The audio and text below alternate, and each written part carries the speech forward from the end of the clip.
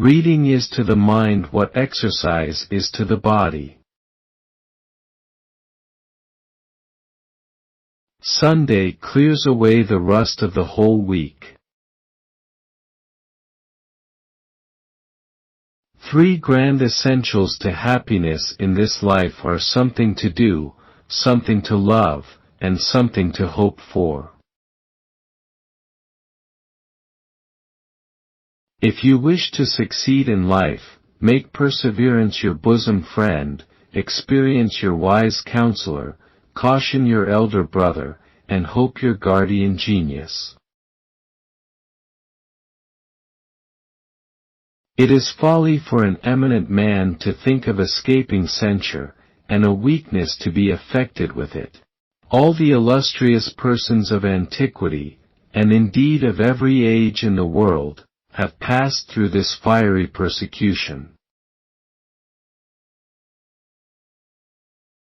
To be exempt from the passions with which others are tormented, is the only pleasing solitude. A woman seldom asks advice before she has bought her wedding clothes. There is no defense against criticism except obscurity. What sunshine is to flowers, smiles are to humanity. These are but trifles, to be sure, but scattered along life's pathway, the good they do is inconceivable. Cheerfulness is the best promoter of health and is as friendly to the mind as to the body. It is only imperfection that complains of what is imperfect. The more perfect we are, the more gentle and quiet we become towards the defects of others. Of all the diversions of life, there is none so proper to fill up its empty spaces as the reading of useful and entertaining authors. No oppression is so heavy or lasting as that which is inflicted by the perversion and exorbitance of legal authority. The stars shall fade away, the sun himself grow dim with age, and nature sink in years, but thou shalt flourish in immortal youth, unhurt amidst the wars of elements, the wrecks of matter, and the crush of worlds. A contented mind is the greatest blessing a man can enjoy in this world. To be an atheist requires an indefinitely greater measure of faith than to receive all the great truths which atheism would deny. Better to die 10,000 deaths than wound my honor. Plenty of people wish to become devout, but no one wishes to be humble. A man should always consider how much he has more than he wants. Is there not some chosen curse, some hidden thunder in the stores of heaven, read with uncommon wrath, to blast the man who owes his greatness to his country's ruin? Everything that is new or uncommon raises a pleasure in the imagination, because it fills the soul with an agreeable surprise, gratifies its curiosity, and gives it an idea of which it was not before possessed. To a man of pleasure every moment appears to be lost, which partakes not of the vivacity of amusement. A cloudy day or a little sunshine have as great an influence on many constitutions as the most recent blessings or misfortunes. Suspicion is not less an enemy to virtue than to happiness. He that is already corrupt is naturally suspicious, and he that becomes suspicious will quickly be corrupt. Modesty is not only an ornament, but also a guard to virtue. What sculpture is to a block of marble, education is to the soul. Our real blessings often appear to us in the shape of pains, losses, and disappointments. But let us have patience and we soon shall see them in their proper figures. The greatest sweetener of human life is friendship. To raise this to the highest pitch of enjoyment is a secret which but few discover. True happiness arises, in the first place, from the enjoyment of one's self, and in the next, from the friendship and conversation of a few select companions. A just and reasonable modesty does not only recommend eloquence, but sets off every great talent which a man can be possessed of. Men may change their climate, but they cannot change their nature. A man that goes out a fool cannot ride or sail himself into common sense. Admiration is a very short-lived passion, that immediately decays upon growing familiar with its object. There is nothing which we receive with so much reluctance as advice. I will indulge my sorrows, and give way to all the pangs and fury of despair. Talking with a friend is nothing else but thinking aloud. That he delights in the misery of others no man will confess, and yet what other motive can make a father cruel? Friendships, in general, are suddenly contracted, and therefore it is no wonder they are easily dissolved. Nothing is more gratifying to the mind of man than power or dominion. Mysterious love, uncertain treasure, hast thou more of pain or pleasure? Endless torments dwell about thee, yet who would live, and live without thee? The unjustifiable severity of a parent is loaded with this aggravation, that those whom he injures are always in his sight. Mirth is like a flash of lightning, that breaks through a gloom of clouds, and glitters for a moment. Cheerfulness keeps up a kind of daylight in the mind, and fills it with a steady and perpetual serenity. A true critic ought to dwell upon excellencies rather than imperfections, to discover the concealed beauties of a writer, and communicate to the world such things as are worth their observation. Music, the greatest good that mortals know, and all of heaven we have here below. The chief ingredients in the composition of those qualities that gain esteem and praise are good nature, truth, good sense, and good breeding. An ostentatious man will rather relate a blunder or an absurdity he has committed, than be debarred from talking of his own dear person. There is nothing more requisite in business than dispatch. Animals, in their generation, are wiser than the sons of men, but their wisdom is confined to a few particulars, and lies in a very narrow compass. The most violent appetites in all creatures are lust and hunger. The first is a perpetual call upon them to propagate their kind, the latter to preserve themselves. Man is subject to innumerable pains and sorrows by the very condition of humanity, and yet, as if nature had not sown evils enough in life, we are continually adding grief to grief and aggravating the common calamity by our cruel treatment of one another.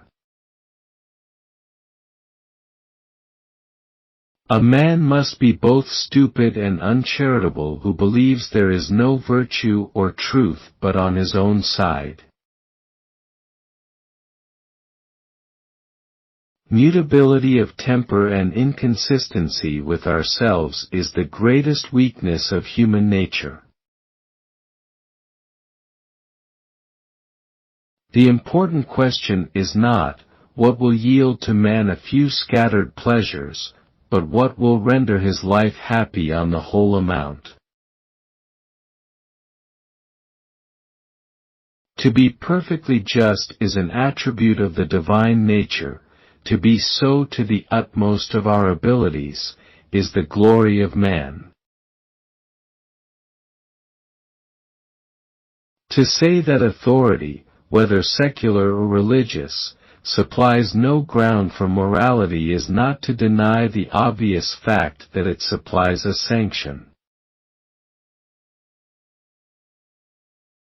The unassuming youth seeking instruction with humility gains good fortune. One should take good care not to grow too wise for so great a pleasure of life as laughter. What pity is it that we can die, but once to serve our country. The mind that lies fallow but a single day, sprouts up in follies that are only to be killed by a constant and assiduous culture. Books are the legacies that a great genius leaves to mankind, which are delivered down from generation to generation as presents to the posterity of those who are yet unborn. If we hope for what we are not likely to possess, we act and think in vain, and make life a greater dream and shadow than it really is. We are always doing something for posterity, but I would fain see posterity do something for us. Nothing is capable of being well set to music that is not nonsense. There is nothing that makes its way more directly into the soul than beauty. When men are easy in their circumstances, they are naturally enemies to innovations. The post of honor is a private station. There is not a more unhappy being than a superannuated idol. If we may believe our logicians, man is distinguished from all other creatures by the faculty of laughter. He has a heart capable of mirth, and naturally disposed to it. Justice is an unassailable fortress, built on the brow of a mountain which cannot be overthrown by the violence of torrents, nor demolished by the force of armies. I have somewhere met with the epitaph on a charitable man which has pleased me very much. I cannot recollect the words, but here is the sense of it. What I spent I lost. What I possessed is left to others. What I gave away remains with me. The union of the word and the mind produces that mystery which is called life. Learn deeply of the mind and its mystery, for therein lies the secret of immortality. Irregularity and want of method are only supportable in men of great learning or genius, who are often too full to be exact, and therefore they choose to throw down their pearls in heaps before the reader, rather than be at the pains of stringing them. Courage that grows from constitution often forsakes a man when he has occasion for it. Courage which arises from a sense of duty acts, in a uniform manner. Some virtues are only seen in affliction and others only in prosperity. There is not so variable a thing in nature as a lady's headdress. Young men soon give, and soon forget, affronts. Old age is slow in both. The fear of death often proves mortal, and sets people on methods to save their lives, which infallibly destroy them. The utmost extent of man's knowledge is to know that he knows nothing. With regard to donations, always expect the most from prudent people, who keep their own accounts. He who would pass his declining years with honor and comfort, should, when young, consider that he may one day become old, and remember when he is old, that he has once been young. Among all kinds of writing, there is none in which authors are more apt to miscarry than in works of humor, as there is none in which they are more ambitious to excel. I value my garden more for being full of blackbirds than of cherries, and very frankly give them fruit for their songs. Those marriages generally abound most with love and constancy, that are preceded by a long courtship. Through all eternity to thee, a joyful song I'll raise, for oh, eternity's too short to utter all thy praise. Words, when well chosen, have so great a force in them that a description often gives us more lively ideas than the sight of things themselves. Learning is pedantry, wit, impertinence. Virtue itself looked like weakness, and the best parts only qualify a man to be more sprightly in errors, and active to his own prejudice.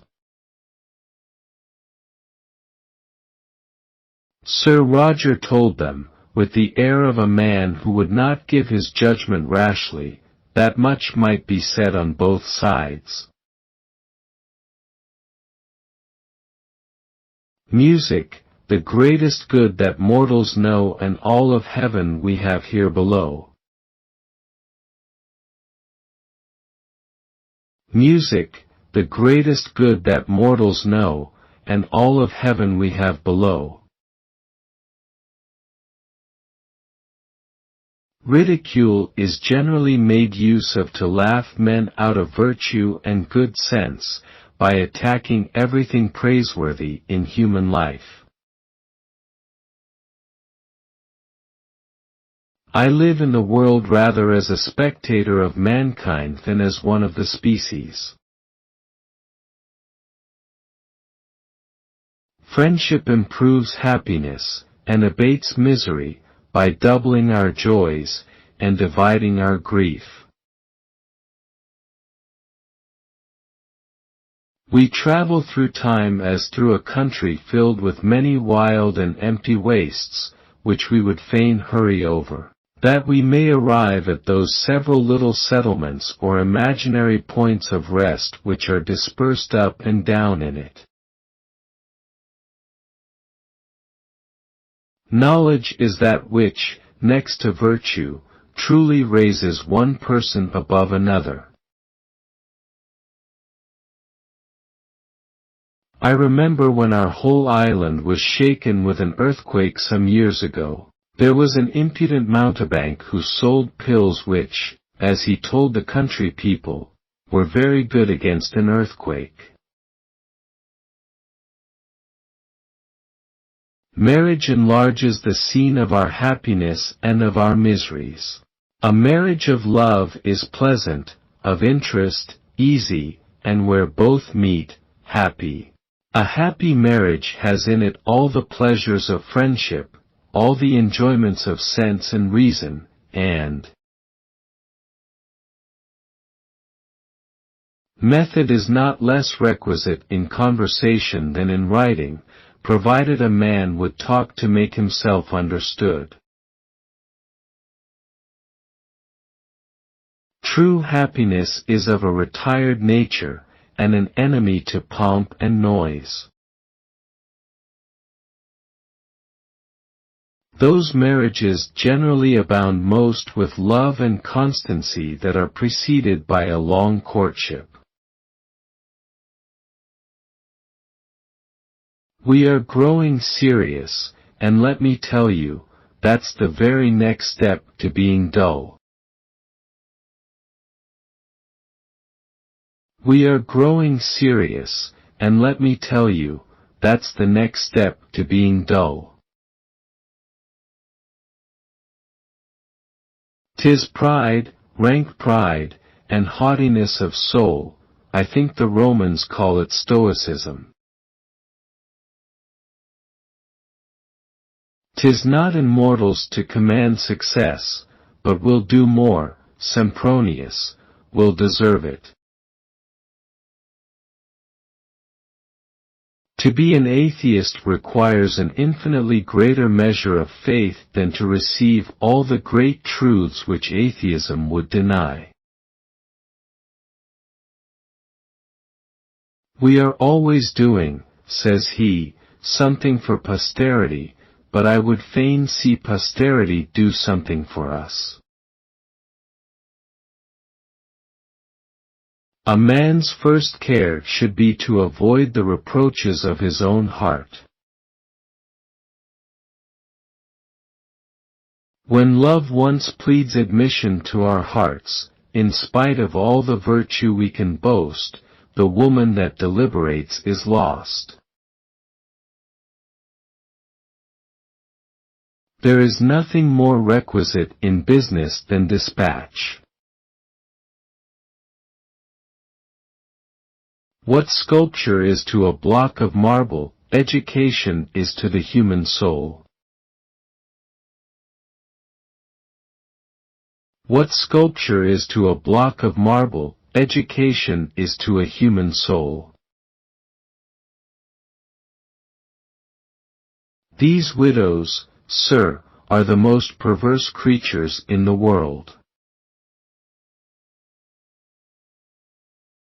The spacious firmament on high, and all the blue ethereal sky, and spangled heavens, a shining frame, their great original proclaim. Pray consider what a figure a man would make in the Republic of Letters. Our disputants put me in mind of the scuttle-fish, that when he is unable to extricate himself, blackens all the water about him, till he becomes invisible. No vices are so incurable as those which men are apt to glory in. Young people soon give, and forget insults, but old age is slow in both. A man should always consider how much more unhappy he might be than he is. A man's first care should be to avoid the reproaches of his own heart, and his next to escape the censures of the world. As vivacity is the gift of women, gravity is that of men. A cloudy day, or a little sunshine, have as great an influence on many constitutions as the most real blessings or misfortunes. It is ridiculous for any man to criticize the works of another if he has not distinguished himself by his own performances. It must be so, Plato, thou reasonest well. Else whence this pleasing hope, this fond desire, this longing after immortality? In all thy humours, whether grave or mellow, thou art such a touchy, testy, pleasant fellow, hast so much wit and mirth and spleen about thee, there is no living with thee, nor without thee. If men would consider not so much where they differ, as wherein they agree, there would be far less of uncharitableness and angry feeling in the world. If you wish success in life, make perseverance your bosom friend, experience your wise counselor, caution your elder brother and hope your guardian genius. Cheerfulness keeps up a kind of daylight in the mind, filling it with a steady and perpetual serenity. He thought he was a wit, and he was half right. Good nature is more agreeable in conversation than wit, and gives a certain air to the countenance which is more amiable than beauty. The important question is not what will yield to man a few scattered pleasures, but what will render his life happy on the whole amount. The obedience of children to their parents is the basis of all government, and set forth as the measure of that obedience which we owe to those whom Providence hath placed over us. One would wonder to hear skeptical men disputing for the reason of animals, and telling us it is only our pride and prejudices that will not allow them the use of that faculty. Reason shows itself in all occurrences of life, whereas the brute makes no discovery of such a talent, but in what immediately regards his own preservation, or the continuance of his species.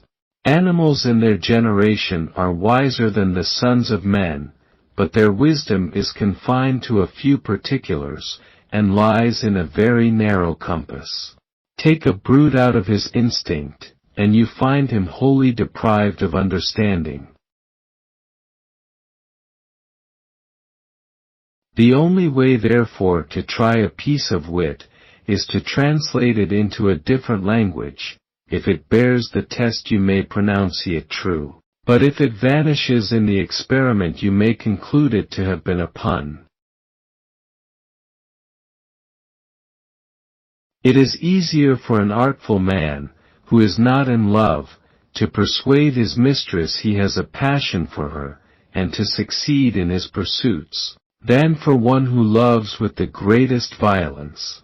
True love hath 10,000 griefs, impatiencies and resentments, that render a man unamiable in the eyes of the person whose affection he solicits. In that disputable point of persecuting men for conscience sake, I see such dreadful consequences rising, I would be as fully convinced of the truth of it, as a mathematical demonstration, before I would venture to act upon it or make it a part of my religion.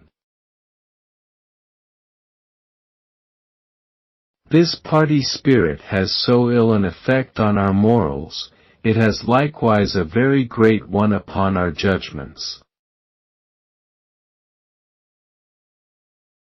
Our admiration of a famous man lessens upon our nearer acquaintance with him, and we seldom hear of a celebrated person without a catalogue of some notorious weaknesses and infirmities. Were I to prescribe a rule for drinking, it should be formed upon a saying quoted by Sir William Temple: the first glass for myself, the second for my friends, the third for good humor, and the fourth for mine enemies. It is usual for a man who loves country sports to preserve the game in his own grounds, and divert himself upon those that belong to his neighbor. I have often thought if the minds of men were laid open, we should see but little difference between that of the wise man and that of the fool. There are infinite reveries, numberless extravagances, and a perpetual train of vanities which pass through both. The great difference is, that the first knows how to pick and cull his thoughts for conversation, by suppressing some, and communicating others, whereas the other lets them all indifferently fly out in words.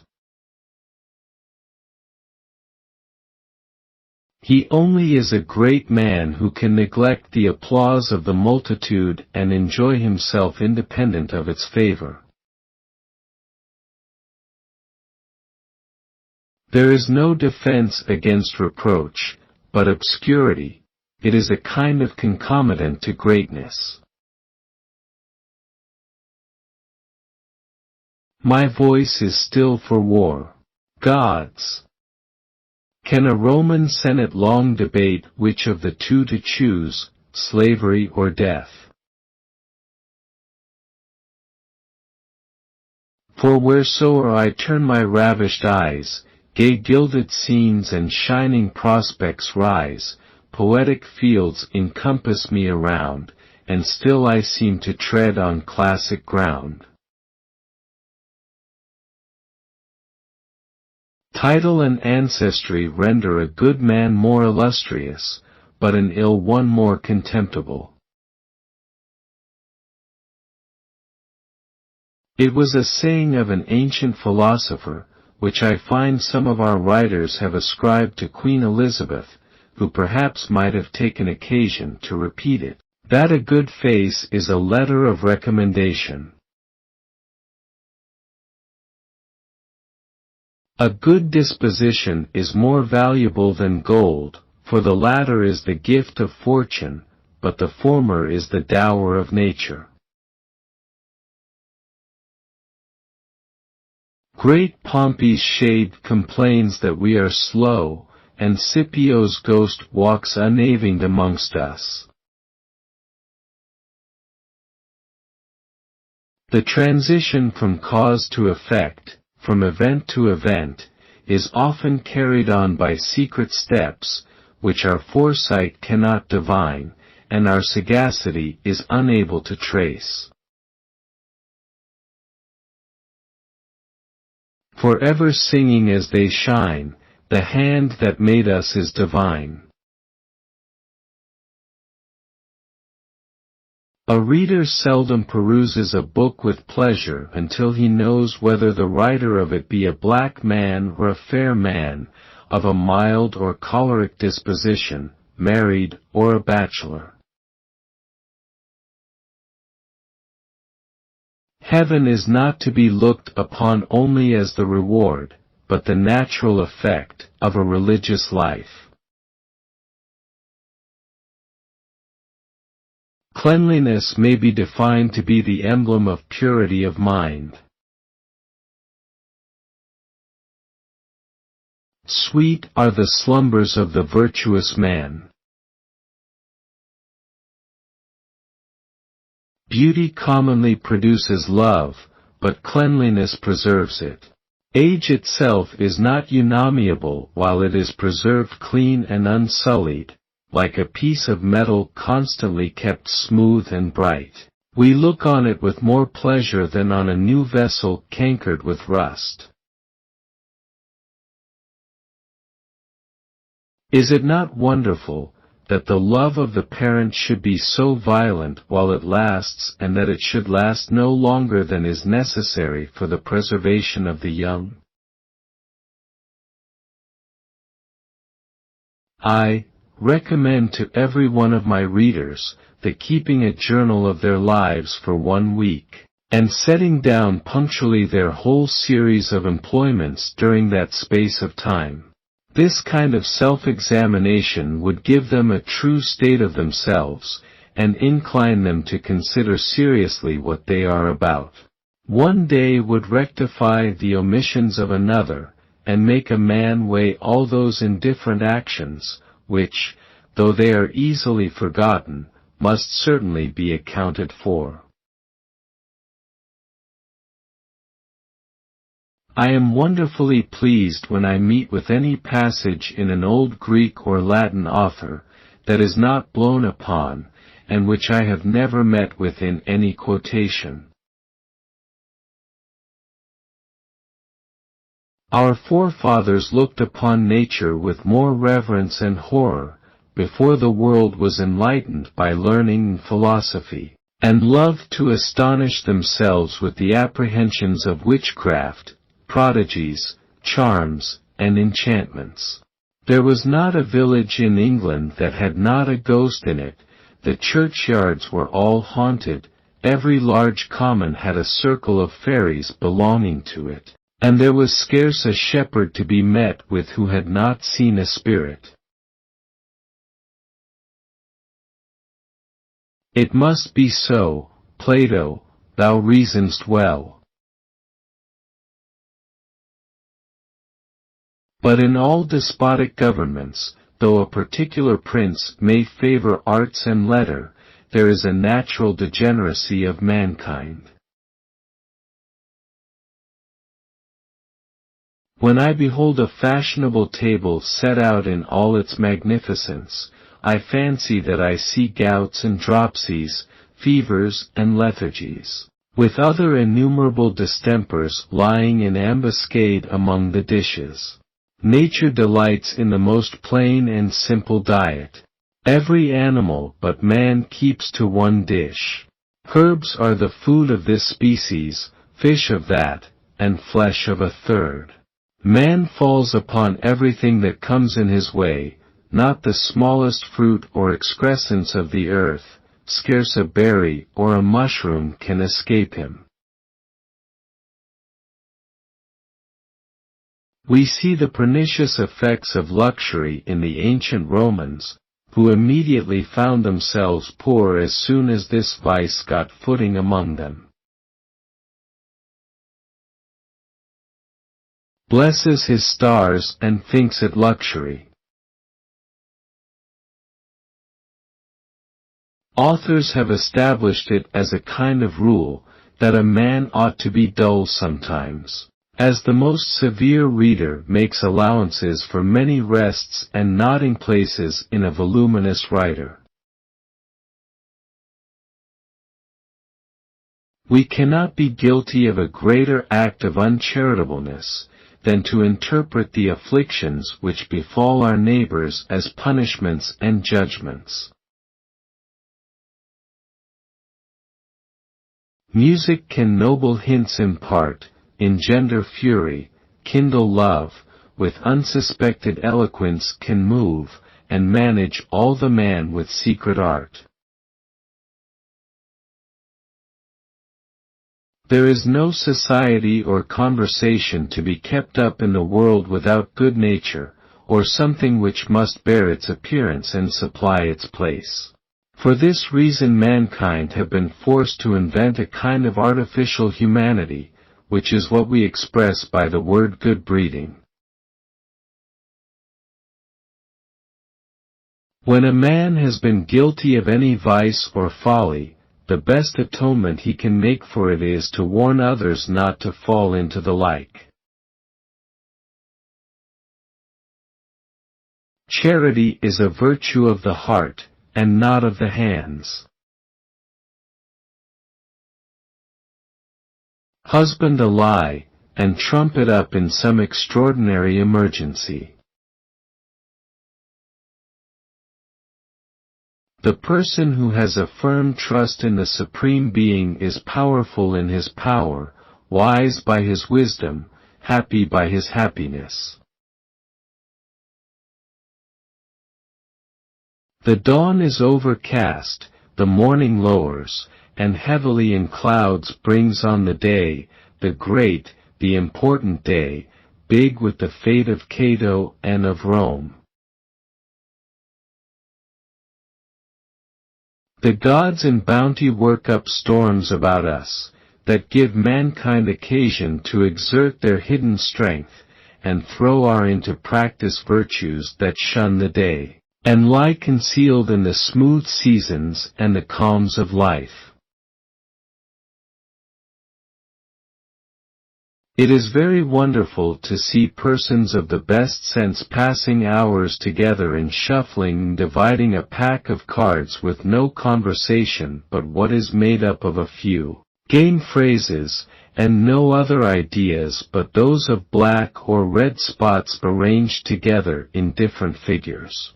Would not a man laugh to hear any one of his species complaining that life is short? I'm weary of conjectures, this must end. Thus am I doubly armed, my death and life, my bane and antidote, are both before me, this in a moment brings me to an end, but this informs me I shall never die. The soul, secured in her existence, smiles at the drawn dagger, and defies its point. The stars shall fade away, the sun himself grow dim with age, and nature sink in years, but thou shalt flourish in immortal youth, unhurt amidst the war of elements, the wrecks of matter, and the crush of worlds. Though we seem grieved at the shortness of life in general, we are wishing every period of it at an end. The miner longs to be at age, then to be a man of business, then to make up an estate, then to arrive at honors, then to retire. From social intercourse are derived some of the highest enjoyments of life. Where there is a free interchange of sentiments, the mind acquires new ideas, and by frequent exercise of its powers, the understanding gains fresh vigor. In all thy humors, whether grave or mellow, thou art such a touchy, testy, pleasant fellow, hast so much wit and mirth and spleen about thee, there is no living with thee, nor without thee.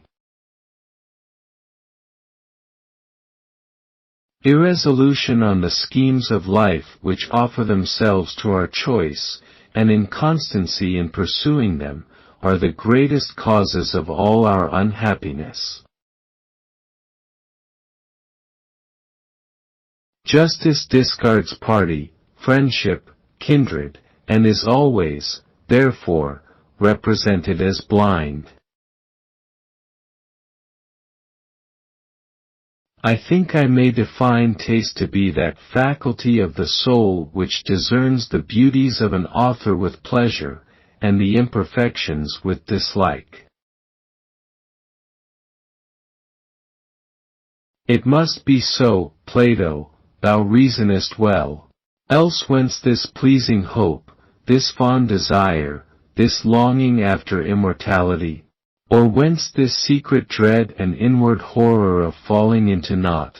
Why shrinks the soul back on herself, and startles at destruction. T is the divinity that stirs within us. T is heaven itself that points out an hereafter, and intimates eternity to man. Eternity. Thou pleasing, dreadful thought! Thy steady temper, Portius, can look on guilt, rebellion, fraud, and Caesar, in the calm lights of mild philosophy. The gloomy months of November, when the people of England hang and drown themselves. I think a person who is thus terrified with the imagination of ghosts and spectres much more reasonable, than one who, contrary to the reports of all historians sacred and profane, ancient and modern, and to the traditions of all nations, thinks the appearance of spirits fabulous and groundless. There is nothing touches our imagination so much as a beautiful woman in a plain dress. A cheerful temper, joined with innocence, will make beauty attractive, knowledge delightful, and wit good-natured. Books are the legacies that a great genius leaves to mankind. We make provisions for this life as if it were never to have an end, and for the other life as though it were never to have a beginning. It is a celebrated thought of Socrates, that if all the misfortunes of mankind were cast into a public stock, in order to be equally distributed among the whole species, those who now think themselves the most unhappy would prefer the share they are already possessed of, before that which would fall to them by such a division, as they realize their problems could be worse. Unbounded courage and compassion joined, tempering each other in the victor's mind, alternately proclaim him good and great, and make the hero and the man complete. A man that has a taste of music, painting, or architecture, is like one that has another sense, when compared with such as have no relish of those arts. A man who is furnished with arguments from the mint will convince his antagonist much sooner than one who draws them from reason and philosophy. If gratitude, when exerted towards another, naturally produces a very pleasing sensation in the mind of a grateful man, it exalts the soul into rapture when it is employed on this great object of gratitude to the beneficent being who has given us everything we already possess, and from whom we expect everything we yet hope for. The great art in writing advertisements is the finding out of a proper method to catch the reader's eye, without which a good thing may pass over unobserved, or lost among commissions of bankrupt. The woman that deliberates is lost. Great souls by instinct to each other turn, demand alliance, and in friendship burn. Love is a second life. 'Tis heaven itself, that points out an hereafter, and intimates eternity to man. 1,000 trills and quivering sounds in airy circles o'er us fly, till, wafted by a gentle breeze, they faint and languish by degrees, and at a distance die. The statue lies hid in a block of marble, and the art of the statuary only clears away the superfluous matter, and removes the rubbish. Simonides, a poet famous in his generation, is, I think, author of the oldest satire that is now extant, and, as some say, of the first that was ever written. Should a writer single out and point his raillery at particular persons, or satirize the miserable, he might be sure of pleasing a great part of his readers, but must be a very ill man if he could please himself. Among the writers of antiquity there are none who instruct us more openly in the manners of their respective times in which they lived than those who have employed themselves in satire, under whatever dress it may appear. A satire should expose nothing but what is corrigible, and should make a due discrimination between those that are and those that are not the proper objects of it. O ye powers that search the heart of man, and weigh his inmost thoughts, if I have done amiss, impute it not. The best may err, but you are good. Yet then from all my grief, O Lord, thy mercy set me free, whilst in the confidence of prayer my soul took hold on thee. I have sent for you that you may see how a Christian may die. How is it possible for those who are men of honor in their persons, thus to become notorious liars in their party? Novelty serves us for a kind of refreshment, and takes off from that satiety we are apt to complain of in our usual and ordinary entertainments.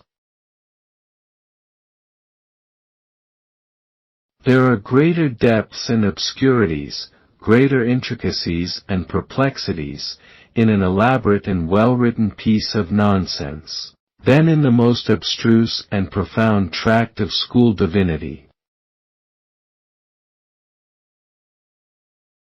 Nature does nothing without purpose or uselessly. I have but 9 pence in ready money, but I can draw for 1,000 pounds. Why, a spirit is such a little thing, that I have heard man, who was a great scholar, say that he'll dance ye a hornpipe upon the point of a needle. A wealthy doctor who can help a poor man, and will not without a fee, has less sense of humanity than a poor ruffian, who kills a rich man to supply his necessities. How beautiful is death, when earned by virtue! The fear of death often proves mortal. It is ridiculous for any man to criticize on the works of another, who has not distinguished himself by his own performances. Nothing that is not a real crime makes a man appear so contemptible and little in the eyes of the world as inconsistency, especially when it regards religion or party. In either of these cases, though a man perhaps does but his duty in changing his side, he not only makes himself hated by those he left, but is seldom heartily esteemed by those he comes over to. Nothing makes a woman more esteemed by the opposite sex than chastity, whether it be that we always prize those most who are hardest to come at, or that nothing besides chastity, with its collateral attendants, truth, fidelity, and constancy, gives a man a property in the person he loves, and consequently endears her to him above all things. Adulterers, in the first stages of the Church, were excommunicated forever, and unqualified all their lives for bearing a part in Christian assemblies, notwithstanding they might seek it with tears, and all the appearances of the most unfeigned repentance. A vast space naturally raises in my thoughts the idea of an almighty being. Loveliest of women! Heaven is in thy soul, beauty and virtue shine forever round thee, brightening each other. Thou art all divine. Wine heightens indifference into love, love into jealousy, and jealousy into madness. It often turns the good-natured man into an idiot, and the choleric into an assassin. It gives bitterness to resentment, it makes vanity insupportable, and displays every little spot of the soul in its utmost deformity. Guard thy heart on this weak side, where most our nature fails. Amidst the soft variety I'm lost. Instability of temper ought to be checked, and it disposes men to wander from one scheme to another, since such a fickleness cannot but be attended with fatal consequences. Music religious heat inspires, it wakes the soul, and lifts it high, and wings it with sublime desires, and fits it to bespeak the Deity. God discovers the martyr and confessor without the trial of flames and tortures, and will hereafter entitle many to the reward of actions which they had never the opportunity of performing. Though a man cannot abstain from being weak, he may from being vicious. The hours of a wise man are lengthened by his ideas. Our sight is the most perfect and most delightful of all our senses. The circumstance which gives authors an advantage above all these great masters, is this, that they can multiply their originals, or rather, can make copies of their works, to what number they please, which shall be as valuable as the originals themselves. Words, when well chosen, have so great a force in them, that a description often gives us more lively ideas than the sight of things themselves. Hope calculates its scenes for a long and durable life, presses forward to imaginary points of bliss, and grasps at impossibilities, and consequently very often ensnares men into beggary, ruin and dishonor. Advertisements are of great use to the vulgar. First of all, as they are instruments of ambition. A man that is by no means big enough for the Gazette may easily creep into the advertisements, by which means we often see an apothecary in the same paper of news with a plenipotentiary, or a running footman with an ambassador. A state of temperance, sobriety and justice without devotion is a cold, lifeless, insipid condition of virtue, and is rather to be styled philosophy than religion. There is not in earth a spectacle more worthy than a great man superior to his sufferings.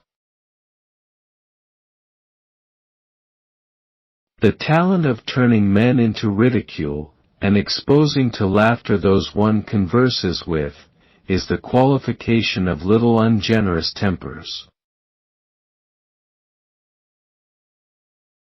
An opera may be allowed to be extravagantly lavish in its decorations, as its only design is to gratify the senses and keep up an indolent attention in the audience. When a man becomes familiar with his goddess, she quickly sinks into a woman. The consciousness of being loved softens the keenest pang even at the moment of parting, even the eternal farewell is robbed of half of its bitterness when uttered in accents that breathe love to the last sigh. Oh! Think what anxious moments pass between the birth of plots and their last fatal periods. Oh! 'Tis a dreadful interval of time, filled up with horror all, and big with death. Knavery is ever suspicious of knavery.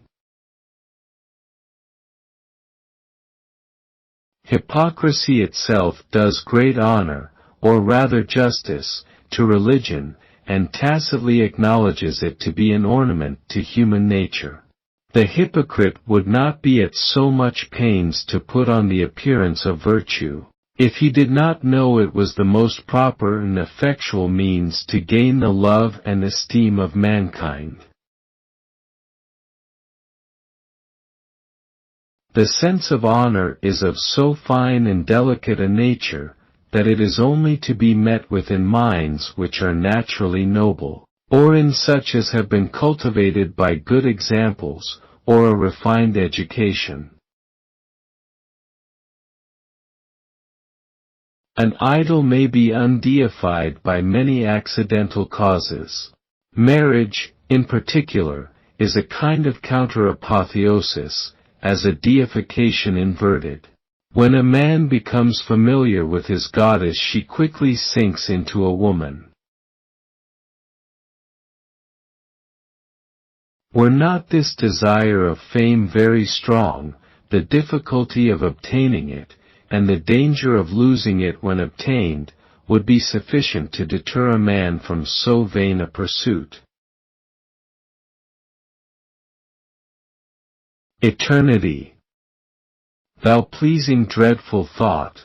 Through what variety of untried being, through what new scenes and changes must we pass! There is no talent so pernicious as eloquence to those who have it under command. Let echo, too, perform her part, prolonging every note with art, and in a low expiring strain, play all the comfort o'er again. My death and life, my bane and antidote, are both before me.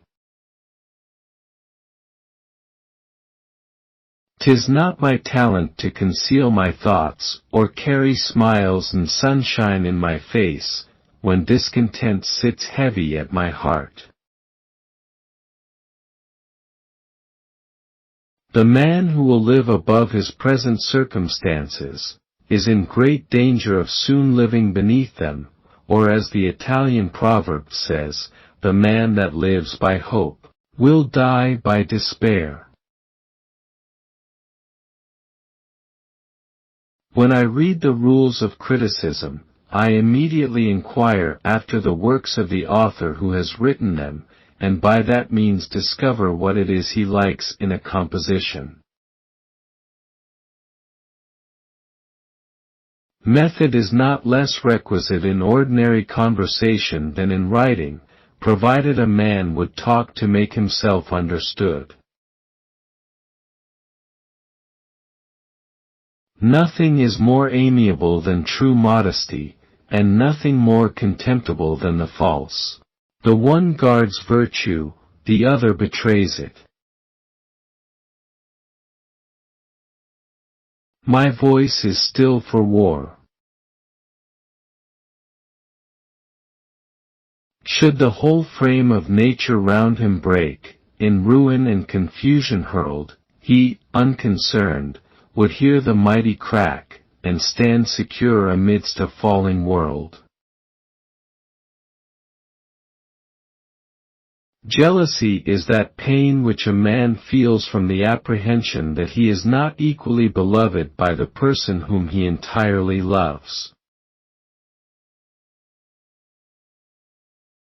Good nature is more agreeable in conversation than wit, and gives a certain air to the countenance which is more amiable than beauty. Artificial intelligence will never be a match for natural stupidity. Antidotes are what you take to prevent dotes. We are growing serious, and, let me tell you, that's the very next step to being dull. Courage is the thing. All goes if courage goes. Music, the greatest good that mortals know, and all of heaven we have below. Music can noble hints impart, engender fury, kindle love, 40 with unsuspected eloquence can move, and manage all the man with secret art.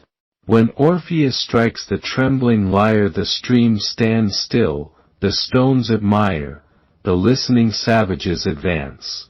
The world and lamb around him trip, the bears in awkward measures leap, and tigers mingle in the dance. The moving woods attended as he played, and Rhodope was left without a shade. When love's well timed, 'tis not a fault to love. The strong, the brave, the virtuous, and the wise, sink in the soft captivity together. Knowledge is, indeed, that which, next to virtue, truly and essentially raises one man above another. The disease of jealousy is so malignant that it converts all it takes into its own nourishment. Ridicule is generally made use of to laugh men out of virtue and good sense, by attacking everything praiseworthy in human life. In private conversation between intimate friends, the wisest men very often talk like the weakest, for indeed the talking with a friend is nothing else but thinking aloud. The soul, secured in her existence, smiles at the drawn dagger, and defies its point. Jesters do often prove prophets. Mere bashfulness without merit is awkwardness. Education is a companion which no misfortune can depress, no crime can destroy, no enemy can alienate, no despotism can enslave. At home, a friend, abroad, an introduction, in solitude a solace, and in society an ornament. It chastens vice, it guides virtue, it gives at once grace and government to genius. Without it, what is man? A splendid slave, a reasoning savage. Beauty soon grows familiar to the lover, fades in his eye, and palls upon the sense. I have often thought, says Sir Roger, it happens very well that Christmas should fall out in the middle of winter. There is not, in my opinion, anything more mysterious in nature than this instinct in animals, which thus rise above reason, and yet fall infinitely short of it. A jealous man is very quick in his application. He knows how to find a double edge in an invective, and to draw a satire on himself out of a panegyric on another. Content thyself to be obscurely good. There is not any present moment that is unconnected with some future one. The life of every man is a continued chain of incidents, each link of which hangs upon the former. The transition from cause to effect, from event to event, is often carried on by secret steps, which our foresight cannot divine, and our sagacity is unable to trace. Evil may at some future period bring forth good, and good may bring forth evil, both equally unexpected. The spacious firmament on high, and all the blue ethereal sky, and spangled heavens, a shining frame, their great original proclaim.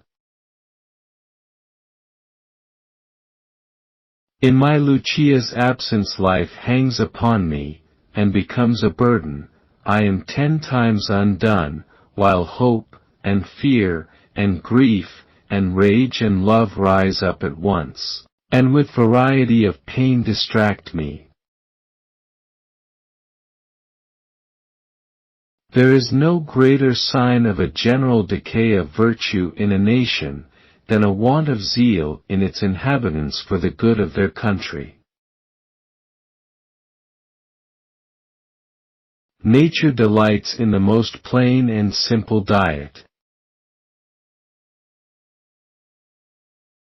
If there's a power above us, and that there is all nature cries aloud through all her works, he must delight in virtue.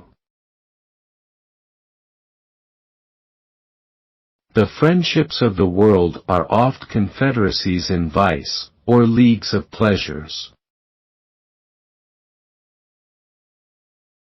Whether zeal or moderation be the point we aim at, let us keep the fire out of the one, and the frost out of the other.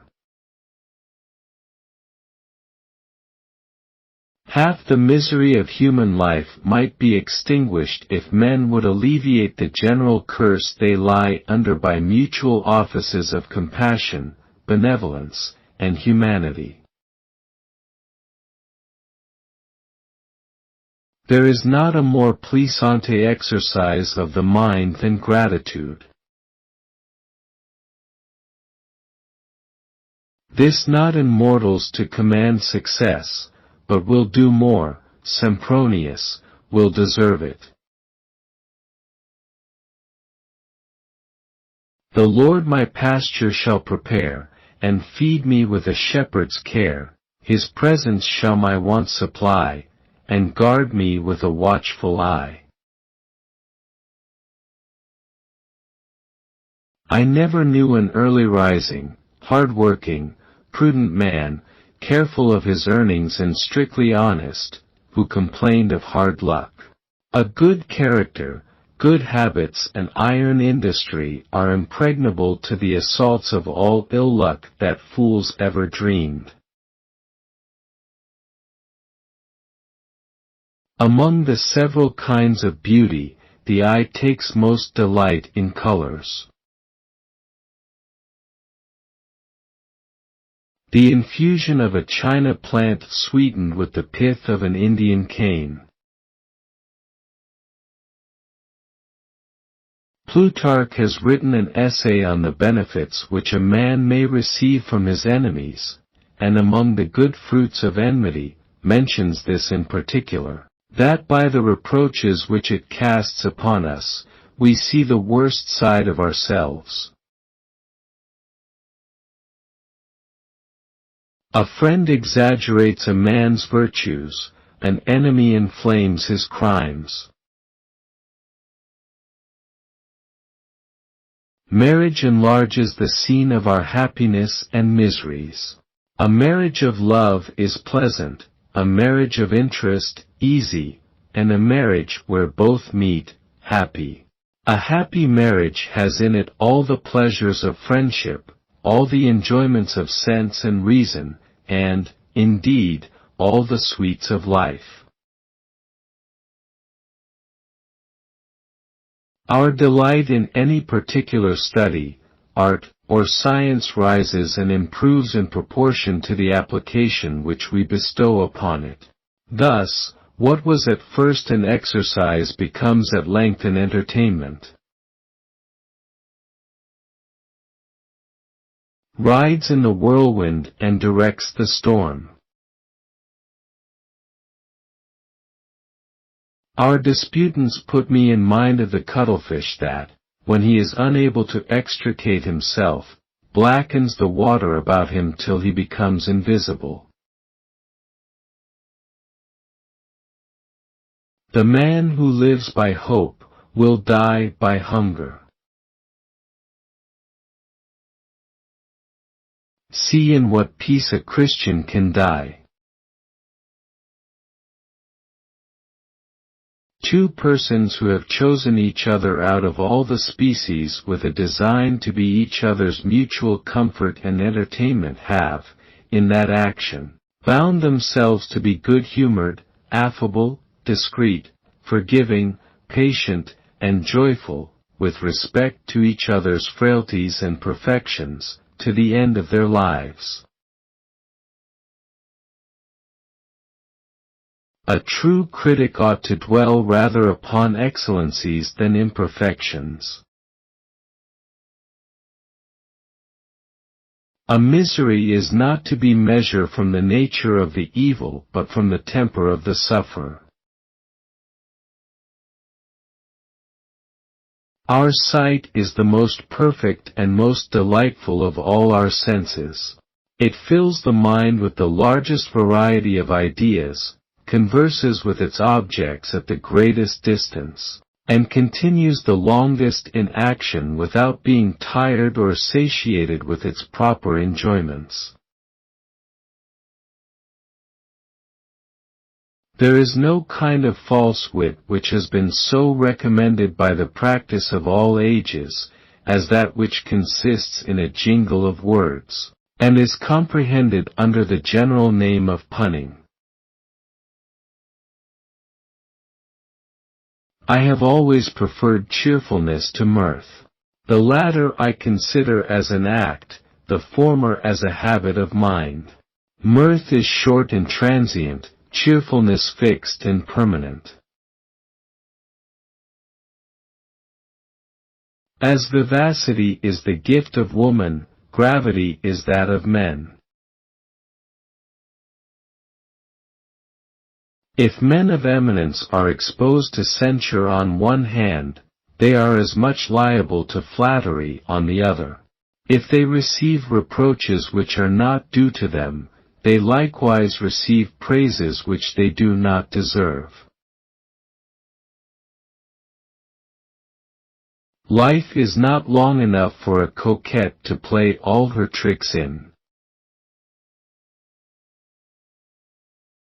When a man is made up wholly of the dove, without the least grain of the serpent in his composition, he becomes ridiculous in many circumstances of life, and very often discredits his best actions. There is nothing that more betrays a base ungenerous spirit than the giving of secret stabs to a man's reputation. Lampoons and satires that are written with wit and spirit are like poisoned darts, which not only inflict a wound, but make it incurable. A good conscience is to the soul what health is to the body. It preserves constant ease and serenity within us, and more than countervails all the calamities and afflictions which can befall us from without. But silence never shows itself to so great an advantage, as when it is made the reply to calumny and defamation, provided that we give no just occasion for them. It is the privilege of posterity to set matters right between those antagonists who, by their rivalry for greatness, divided a whole age. Facts are plain spoken, hopes and figures are its aversion. Pride goes before destruction and a haughty spirit before a fall. Tradition is an important help to history, but its statements should be carefully scrutinized before we rely on them. Physic, for the most part, is nothing else but the substitute of exercise and temperance. The end of a man's life is often compared to the winding up of a well-written play, where the principal persons still act in character, whatever the fate in which they undergo. It is impossible for us, who live in the latter ages of the world, to make observations in criticism, morality, or in any art or science, which have not been touched upon by others. We have little else left us but to represent the common sense of mankind in more strong, more beautiful, or more uncommon lights. Arguments out of a pretty mouth are unanswerable. Admiration is a very short-lived passion that immediately decays upon growing familiar with its object, unless it still be fed with fresh discoveries, and kept alive by a new perpetual succession of miracles rising up to its view. Men who cherish for women the highest respect are seldom popular with them. All well-regulated families set apart an hour every morning for tea and bread and butter. Prejudice and self-sufficiency naturally proceed from inexperience of the world, and ignorance of mankind. Temperance gives nature her full play, and enables her to exert herself in all her force and vigor. Man's first care should be to avoid the reproaches of his own heart, and next to escape the censures of the world. If the last interfere with the first, it should be entirely neglected. But if not, there cannot be a greater satisfaction to an honest mind than to see its own approbation seconded by the applause of the public. An honest private man often grows cruel and abandoned when converted into an absolute prince.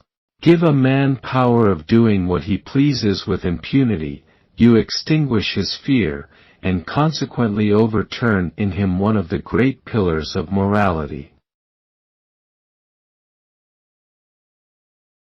A man's reputation draws eyes upon him that will narrowly inspect every part of him. From hence, let fierce contending nations know, what dire effects from civil discord flow. Men of warm imaginations and towering thoughts are apt to overlook the goods of fortune which are near them, for something that glitters in the sight at a distance, to neglect solid and substantial happiness for what is showy and superficial, and to contemn that good which lies within their reach, for that which they are not capable of attaining. Hope calculates its schemes for a long and durable life, presses forward to imaginary points of bliss, grasps at impossibilities, and consequently very often ensnares men into beggary, ruin, and dishonor. Honor's a sacred tie, the law of kings, the noble mind's distinguishing perfection that aids and strengthens virtue where it meets her and imitates her actions where she is not. It is not to be sported with. Virgil has very finely touched upon the female passion for dress and shows, in the character of Camilla, who, though she seems to have shaken off all the other weaknesses of her sex, is still described as a woman in this particular. To this end, nothing is to be more carefully consulted than plainness. In a lady's attire this is the single excellence, for to be what some people call fine, is the same vice, in that case, as to be florid is in writing or speaking. The peacock in all his pride does not display half the colors that appear in the garments of a British lady when she is dressed. A fine coat is but a livery when the person who wears it discovers no higher sense than that of a footman. There are many more shining qualities in the mind of man, but there is none so useful as discretion. The greatest parts, without discretion as observed by an elegant writer, may be fatal to their owner, as Polyphemus, deprived of his eyes, was only the more exposed on account of his enormous strength and stature. True fortitude is seen in great exploits that justice warrants, and that wisdom guides, and all else is touring frenzy and distraction. Contentment produces, in some measure, all those effects which the alchemist usually ascribes to what he calls the philosopher's stone, and if it does not bring riches, it does the same thing by banishing the desire for them. A contented mind is the greatest blessing a man can enjoy in this world, and if in the present life his happiness arises from the subduing of his desires, it will arise in the next from the gratification of them. No man writes a book without meaning something, though he may not have the faculty of writing consequentially and expressing his meaning. The very first discovery of beauty strikes the mind with an inward joy, and spreads a cheerfulness and delight through all its faculties. Most of our fellow subjects are guided either by the prejudice of education or by a deference to the judgment of those who perhaps in their own hearts disapprove the opinions, which they industriously spread among the multitude. We are apt to rely upon future prospects, and become really expensive while we are only rich in possibility. We live up to our expectations, not to our possessions, and make a figure proportionable to what we may be, not what we are. By anticipation we sugar misery and enjoy happiness before they are in being. We can set the sun and stars forward, or lose sight of them by wandering into those retired parts of eternity when the heavens and earth shall be no more. T is Liberty crowns Britannia's isle, and makes her barren rocks and her bleak mountains smile. An evil intention perverts the best actions, and makes them sins. Persons in great stations have seldom their true character drawn till several years after their death. Their personal friendships and enmities must cease, and the parties they were engaged in be at an end, before their faults or their virtues can have justice done them. When writers have the least opportunities of knowing the truth, they are in the best disposition to tell it. A solid and substantial greatness of soul looks down with neglect on the censures and applauses of the multitude. A contemplation of God's works, a generous concern for the good of mankind, and the unfeigned exercise of humility only, denominate men great and glorious. Government mitigates the inequality of power, and makes an innocent man, though of the lowest rank, a match for the mightiest of his fellow subjects.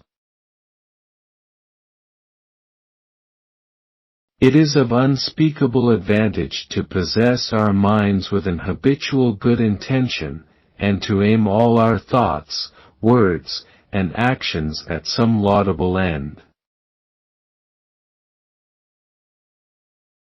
The moral perfections of the Deity, the more attentively we consider, the more perfectly still shall we know them. It is folly to seek the approbation of any being besides the Supreme. A source of cheerfulness to a good mind is the consideration of that being on whom we have our dependence, and in whom, though we behold him as yet but in the first faint discoveries of his perfections, we see everything that we can imagine as great, glorious, or amiable. We find ourselves everywhere upheld by his goodness and surrounded by an immensity of love and mercy. O, liberty! Thou goddess heavenly bright, profuse of bliss, and pregnant with delight, eternal pleasures in thy presence reign, and smiling plenty leads thy wanton train. Many actions calculated to procure fame are not conducive to ultimate happiness. Fame is a good so wholly foreign to our natures that we have no faculty in the soul adapted to it, nor any organ in the body to relish it, an object of desire placed out of the possibility of fruition. The intelligence of affection is carried on by the eye only. Good breeding has made the tongue falsify the heart, and act a part of continued restraint, while nature has preserved the eyes to herself, that she may not be disguised or misrepresented.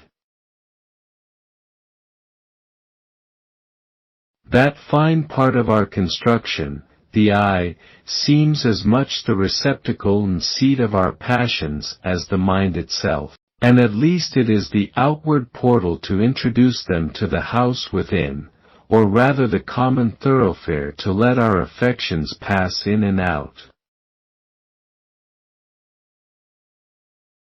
Love, anger, pride, and avarice all visibly move in those little orbs.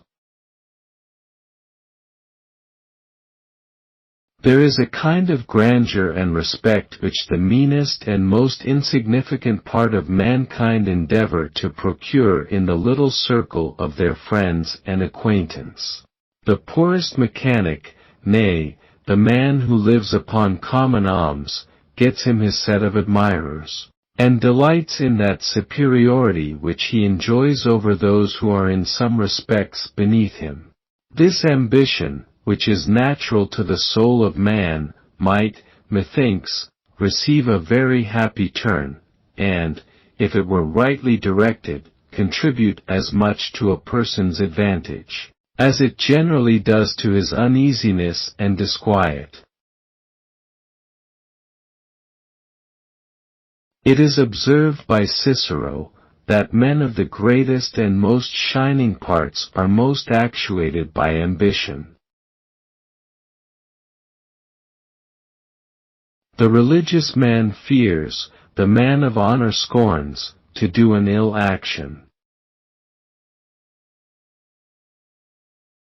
Even the greatest actions of a celebrated person labor under this disadvantage, that however surprising and extraordinary they may be, they are no more than what are expected from him.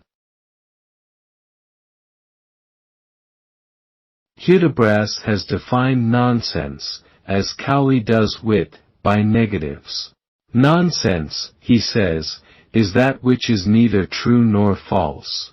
These two great properties of nonsense, which are always essential to it, give it such a peculiar advantage over all other writings, that it is incapable of being either answered or contradicted. There is nothing which strengthens faith more than the observance of morality. Virtue which shuns the day. Man is the merriest species of the creation, all above or below him are serious. The memory is perpetually looking back when we have nothing present to entertain us. It is like those repositories in animals that are filled with food, on which they may ruminate when their present pastures fail. The great number of the Jews furnishes us with a sufficient cloud of witnesses that attest the truth of the Bible. Wine displays every little spot of the soul in its utmost deformity. There is more of turn than of truth in a saying of Seneca, that drunkenness does not produce but discover faults. Common experience teaches the contrary. Wine throws a man out of himself, and infuses dualities into the mind which she is a stranger to in her sober moments. Reason shows itself in all occurrences of life, whereas the brute makes no discovery of such a talent, but in what immediately regards his own preservation or the continuance of his species. The first of all virtues is innocence, the next is modesty. If we banish modesty out of the world, she carries away with her half the virtue that is in it. Mankind are more indebted to industry than ingenuity. The gods set up their favors at a price, and industry is the purchaser. An indiscreet man is more hurtful than an ill-natured one, for as the latter will only attack his enemies, and those he wishes ill to, the other injures indifferently both friends and foes. The schoolboy counts the time till the return of the holidays, the miner longs to be of age, the lover is impatient till he is married. Learning, like traveling and all other methods of improvement, as it finishes good sense, so it makes a silly man 10,000 times more insufferable by supplying variety of matter to his impertinence, and giving him an opportunity of abounding in absurdities. Pedantry in learning is like hypocrisy in religion, a form of knowledge without the power of it. It is impossible for authors to discover beauties in one another's works, they have eyes only for spots and blemishes. If ridicule were employed to laugh men out of vice and folly, it might be of some use. Riches expose a man to pride and luxury, and a foolish elation of heart.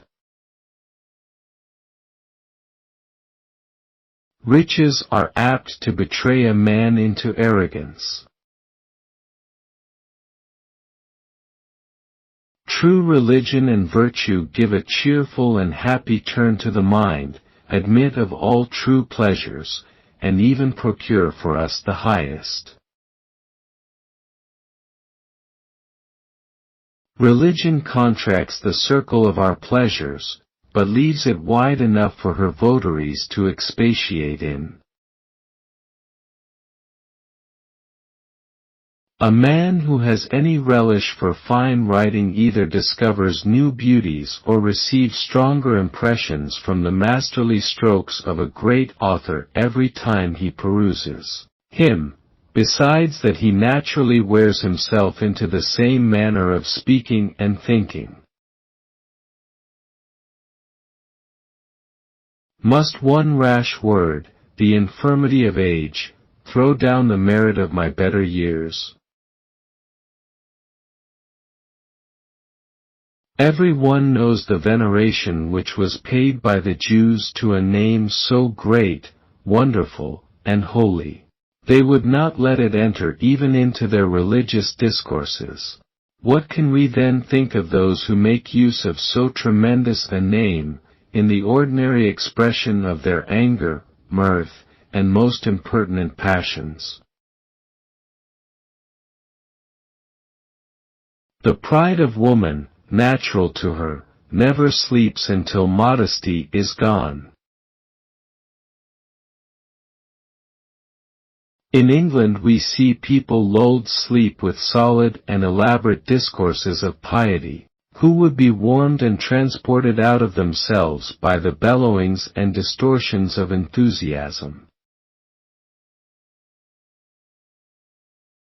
The passion for praise, which is so very vehement in the fair sex, produces excellent effects in women of sense, who desire to be admired for that which only deserves admiration. Poverty palls the most generous spirits, it cows industry, and casts resolution itself into despair. Every passion gives a particular cast to the countenance, and is apt to discover itself in some feature or other. I have seen an eye curse for half an hour together, and an eyebrow call a man a scoundrel. How can it enter into the thoughts of man, that the soul, which is capable of such immense perfections, and of receiving new improvements to all eternity, shall fall away into nothing almost as soon as it is created? Health and happiness give rise to each other. The English writers of tragedy are possessed with a notion that when they represent a virtuous or innocent person in distress, they ought not to leave him till they have delivered him out of his troubles, or made him triumph over his enemies. We find that good and evil happen alike to all men on this side of the grave, and as the principal design of tragedy is to raise commiseration and terror in the minds of the audience, we shall defeat this great end, if we always make virtue and innocence happy and successful. Music is certainly a very agreeable entertainment, but if it would take the entire possession of our ears, if it would make us incapable of hearing sense, if it would exclude arts that have a much greater tendency to the refinement of human nature, I must confess I would allow it no better quarter than Plato has done, who banishes it out of his commonwealth.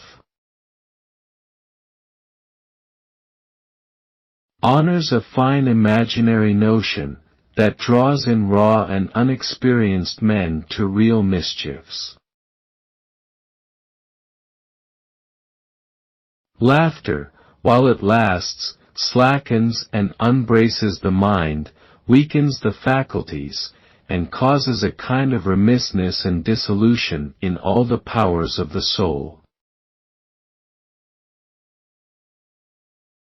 A person may be qualified to do greater good to mankind and become more beneficial to the world, by morality without faith than by faith without morality. Most of the trades, professions, and ways of living among mankind take their original either from the love of the pleasure, or the fear of want. The former, when it becomes too violent, degenerates into luxury, and the latter into avarice. Physic is, for the most part, only a substitute for temperance and exercise.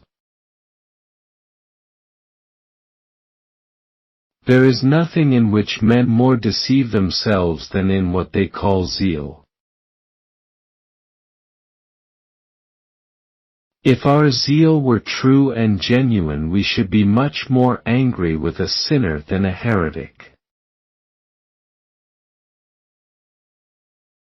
I would have every zealous man examine his heart thoroughly, and I believe he will often find that what he calls a zeal for his religion is either pride, interest, or ill repute.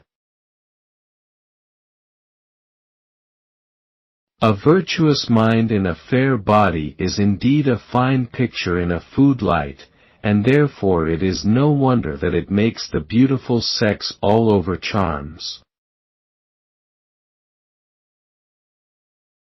Wit is the fetching of congruity out of incongruity. In the common run of mankind, for one that is wise and good you find 10 of a contrary character. Marriage enlarges the scene of our happiness and miseries. Good nature, and evenness of temper, will give you an easy companion for life, virtue and good sense, an agreeable friend, love and constancy, a good wife or husband. Where we meet one person with all these accomplishments, we find 100 without any one of them.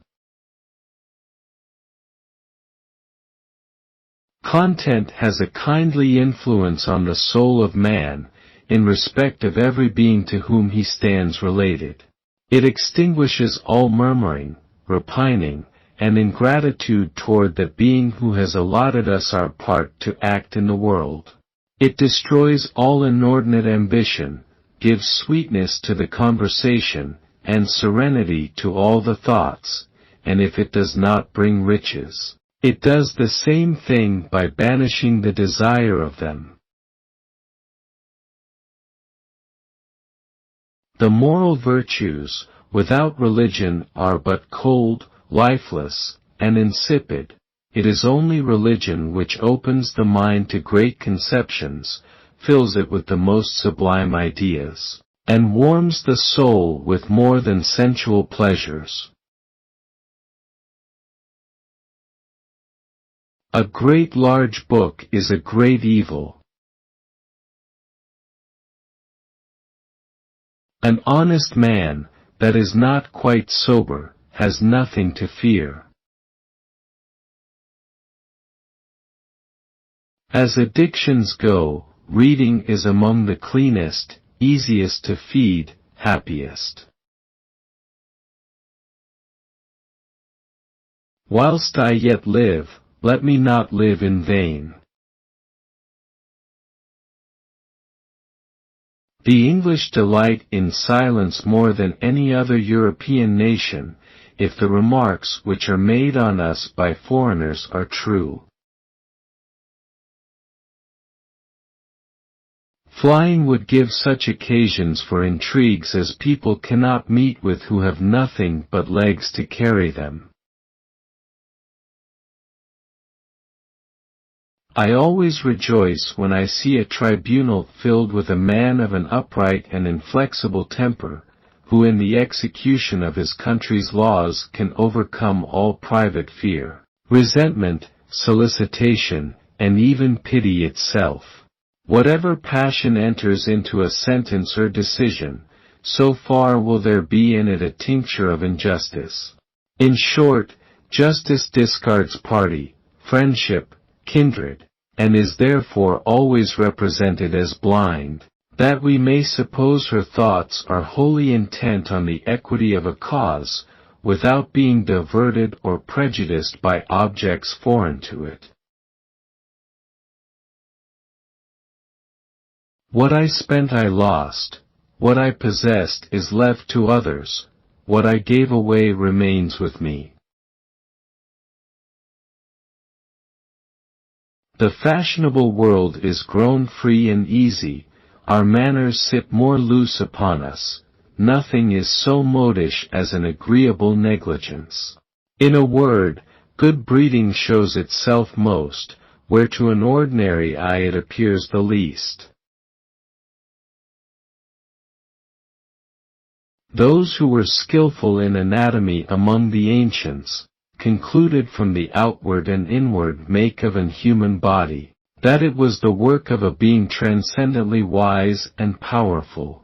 As the world grew more enlightened in this art, their discoveries gave them fresh opportunities of admiring the conduct of Providence in the formation of an human body. Female virtues are of a domestic turn. The family is the proper province for private women to shine in. If they must be showing their zeal for the public, let it not be against those who are perhaps of the same family, or at least of the same religion or nation, but against those who are the open, professed, undoubted enemies of their faith, liberty, and country. Women were formed to temper mankind, and soothe them into tenderness and compassion, not to set an edge upon their minds, and blow up in them those passions which are too apt to rise of their own accord. 1,000 glorious actions that might claim triumphant laurels, and immortal fame, confused in crowds of glorious actions lie, and troops of heroes undistinguished die. Nothing makes men sharper than want. My heart leaps at the trumpet's voice. Religion prescribes to every miserable man the means of bettering his condition, nay, it shows him that the bearing of his afflictions, as he ought to do, will naturally end in the removal of them. There is a sort of economy in Providence that one shall excel where another is defective, in order to make men more useful to each other, and mix them in society. There is nobody so weak of invention that cannot make some little stories to vilify his enemy.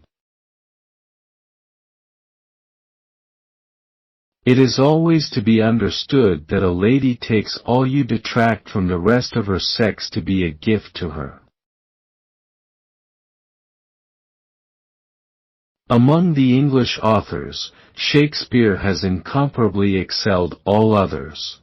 That noble extravagance of fancy, which he had in so great perfection, thoroughly qualified him to touch the weak, superstitious part of his reader's imagination, and made him capable of succeeding where he had nothing to support him besides the strength of his own genius.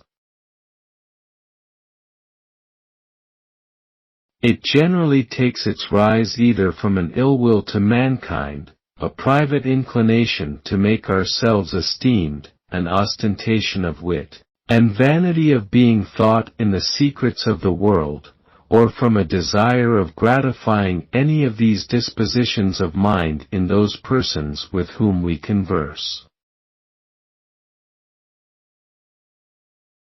The ways of heaven are dark and intricate, puzzled in mazes, and perplexed with errors. Our understanding traces them in vain, lost and bewildered in the fruitless search, nor sees with how much art the windings run, nor where the regular confusion ends.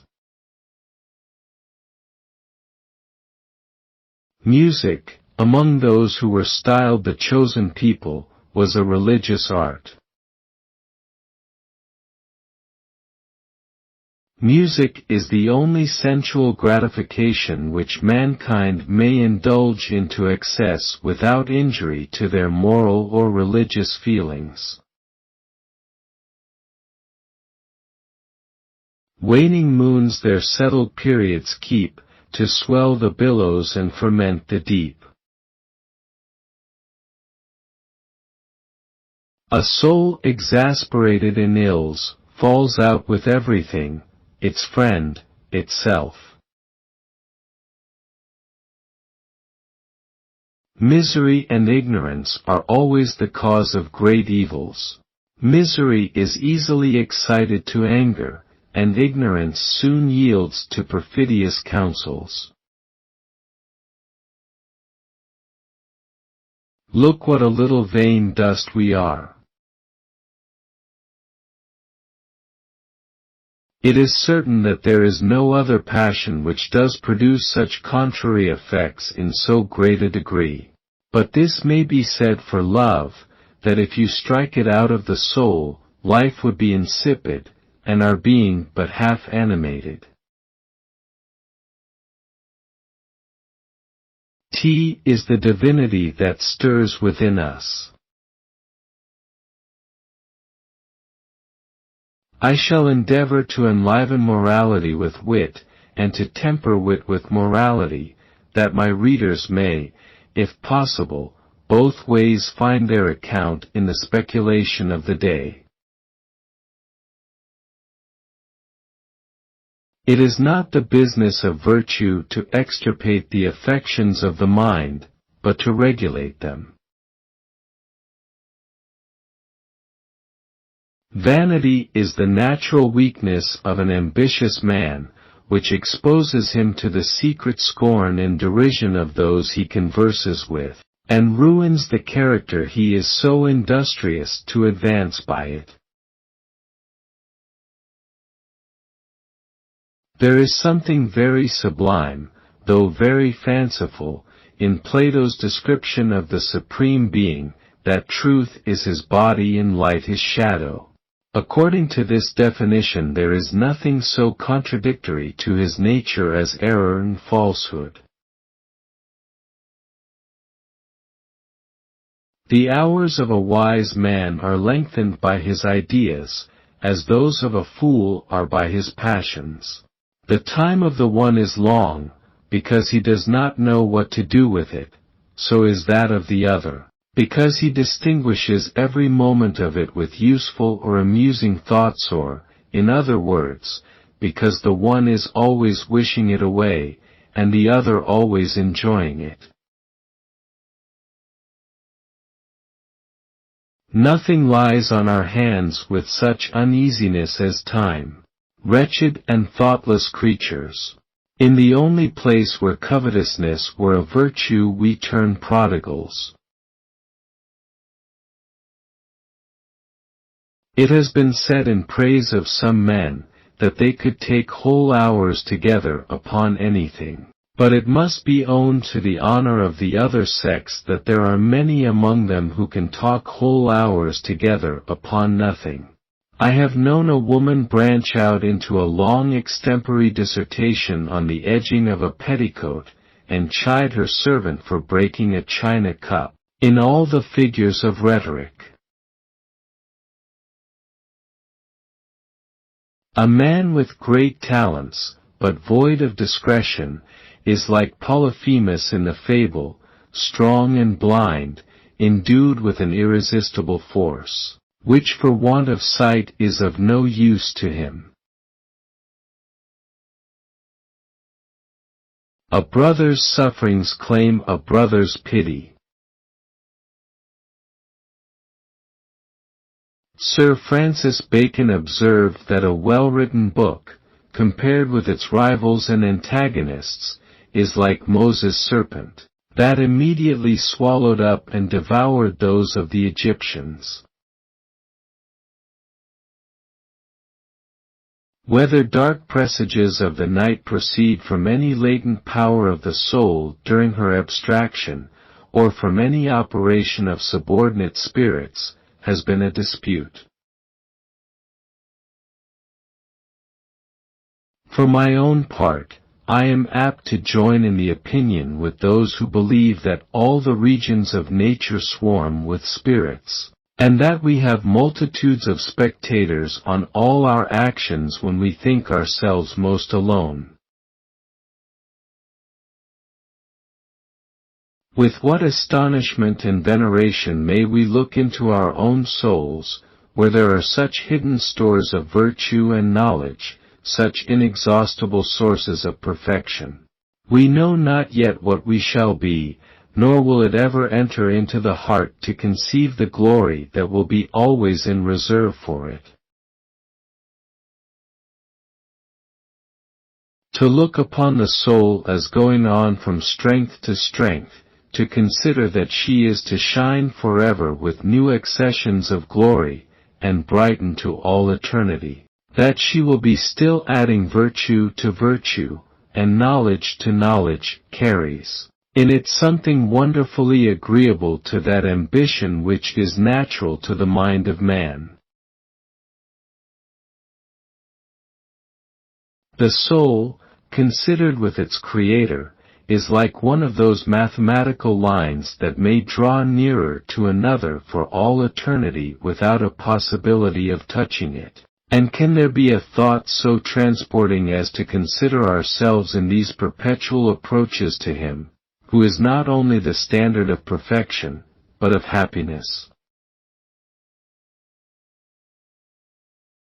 There is nothing truly valuable which can be purchased without pains and labor. The gods have set a price upon every real and noble pleasure. The world is so full of ill nature that I have lampoons sent me by people who cannot spell, and satires composed by those who scarce know how to write. What can be nobler than the idea it gives us of the Supreme Being? Charity is the perfection and ornament of religion. Who does not more admire Cicero as an author than as a consul of Rome? The utmost we can hope for in this world is contentment. If we aim at anything higher, we shall meet with nothing but grief and disappointment.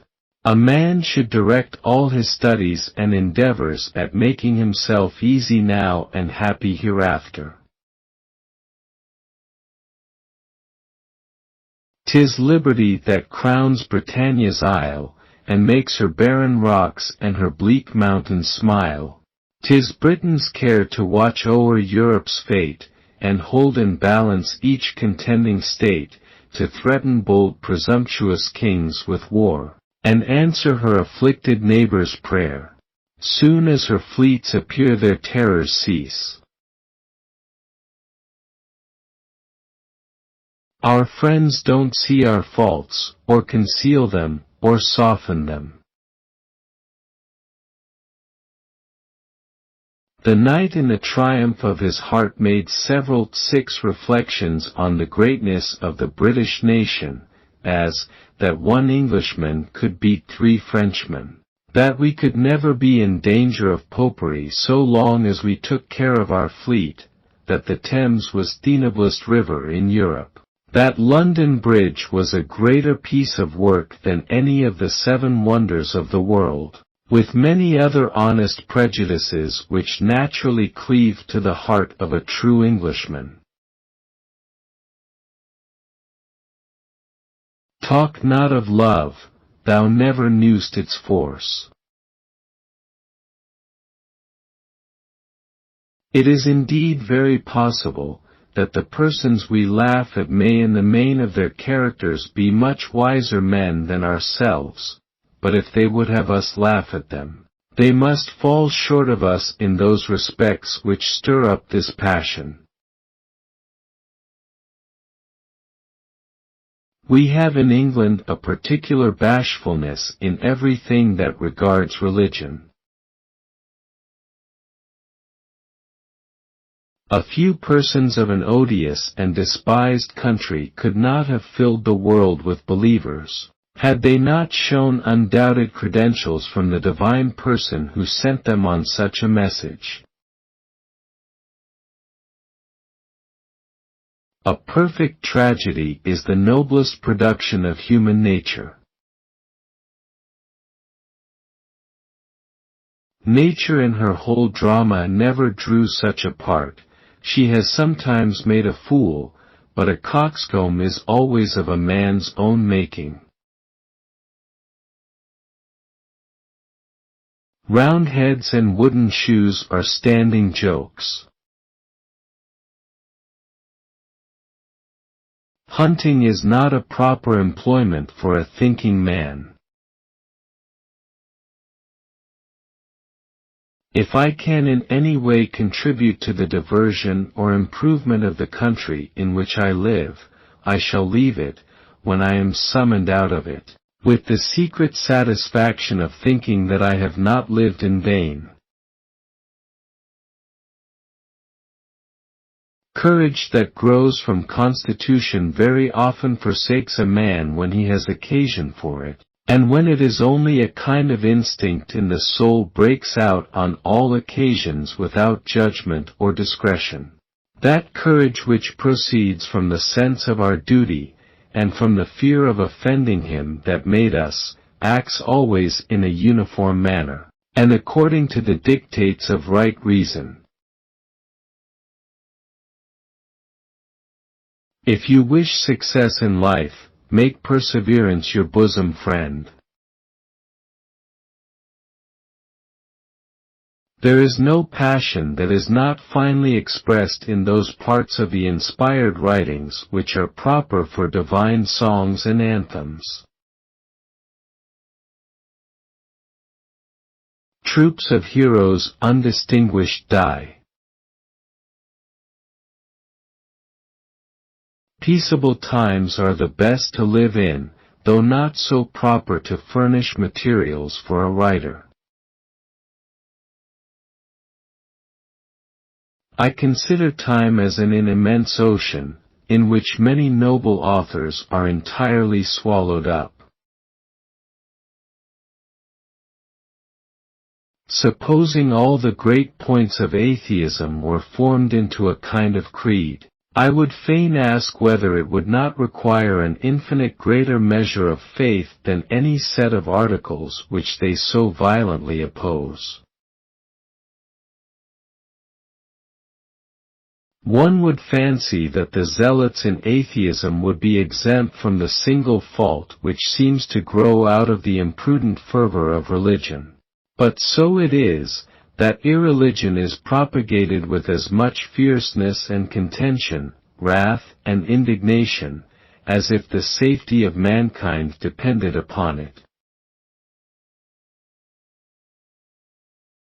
There is a great amity between designing and art. The first race of mankind used to dispute, as our ordinary people do nowadays, in a kind of wild logic, uncultivated by rule of art. Among those evils which befall us, there are many which have been more painful to us in the prospect than by their actual pressure. The moderns cannot reach their beauties, but can avoid their imperfections. In the founders of great families, titles or attributes of honor are generally correspondent with the virtues of the person to whom they are applied, but in their descendants they are too often the marks rather of grandeur than of merit. The stamp and denomination still continue, but the intrinsic value is frequently lost. The time never lies heavy upon him. It is impossible for him to be alone. Allegories, when well chosen, are like so many tracks of light in a discourse, that make everything about them clear and beautiful. Who rant by note, and through the gamut rage, in songs and airs express their martial fire, combat in trills, and in a fugue expire. Cunning is only the mimic of discretion, and may pass upon weak men in the same manner as vivacity is often mistaken for wit, and gravity for wisdom. I should think myself a very bad woman, if I had done what I do for a farthing less. Conspiracies no sooner should be formed than executed. When I read the several dates of the tombs, of some that died yesterday, and some 600 years ago, I consider that great day when we shall all of us be contemporaries, and make our appearance together. It is a great presumption to ascribe our successes to our own management, and not to esteem ourselves upon any blessing, rather as it is the bounty of heaven, than the acquisition of our own prudence. Silence is sometimes more significant and sublime than the most noble and most expressive eloquence, and is on many occasions the indication of a great mind. I shall endeavor to enliven morality with wit, and to temper wit with morality. There is no greater sign of a bad cause, than when the patrons of it are reduced to the necessity of making use of the most wicked artifices to support it. Ladies are always of great use to the party they espouse, and never fail to win over numbers to it. Lovers, according to Sir William Petty's computation, make at least the third part of sensible men of the British nation, and it has been an uncontroverted maxim in all ages, that though a husband is sometimes a stubborn sort of a creature, a lover is always at the devotion of his mistress. By this means, it lies in the power of every fine woman, to secure at least half a dozen able-bodied men to His Majesty's service.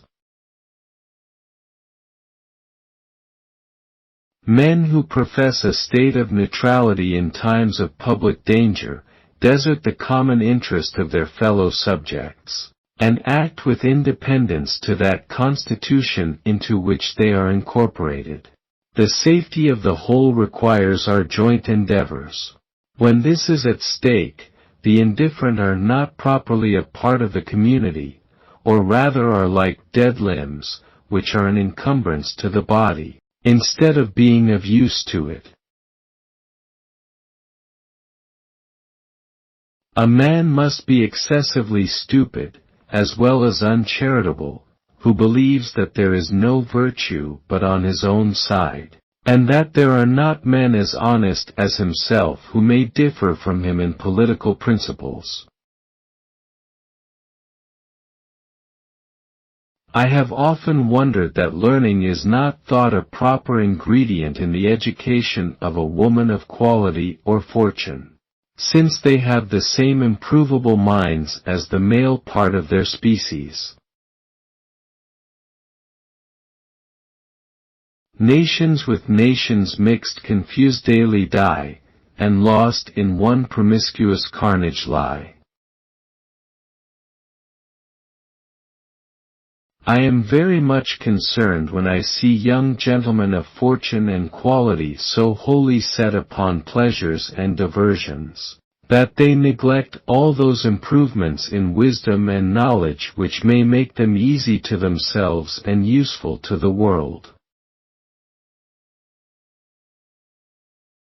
It is the duty of all who make philosophy the entertainment of their lives, to turn their thoughts to practical schemes for the good of society, and not pass away their time in fruitless searches, which tend rather to the ostentation of knowledge than the service of life.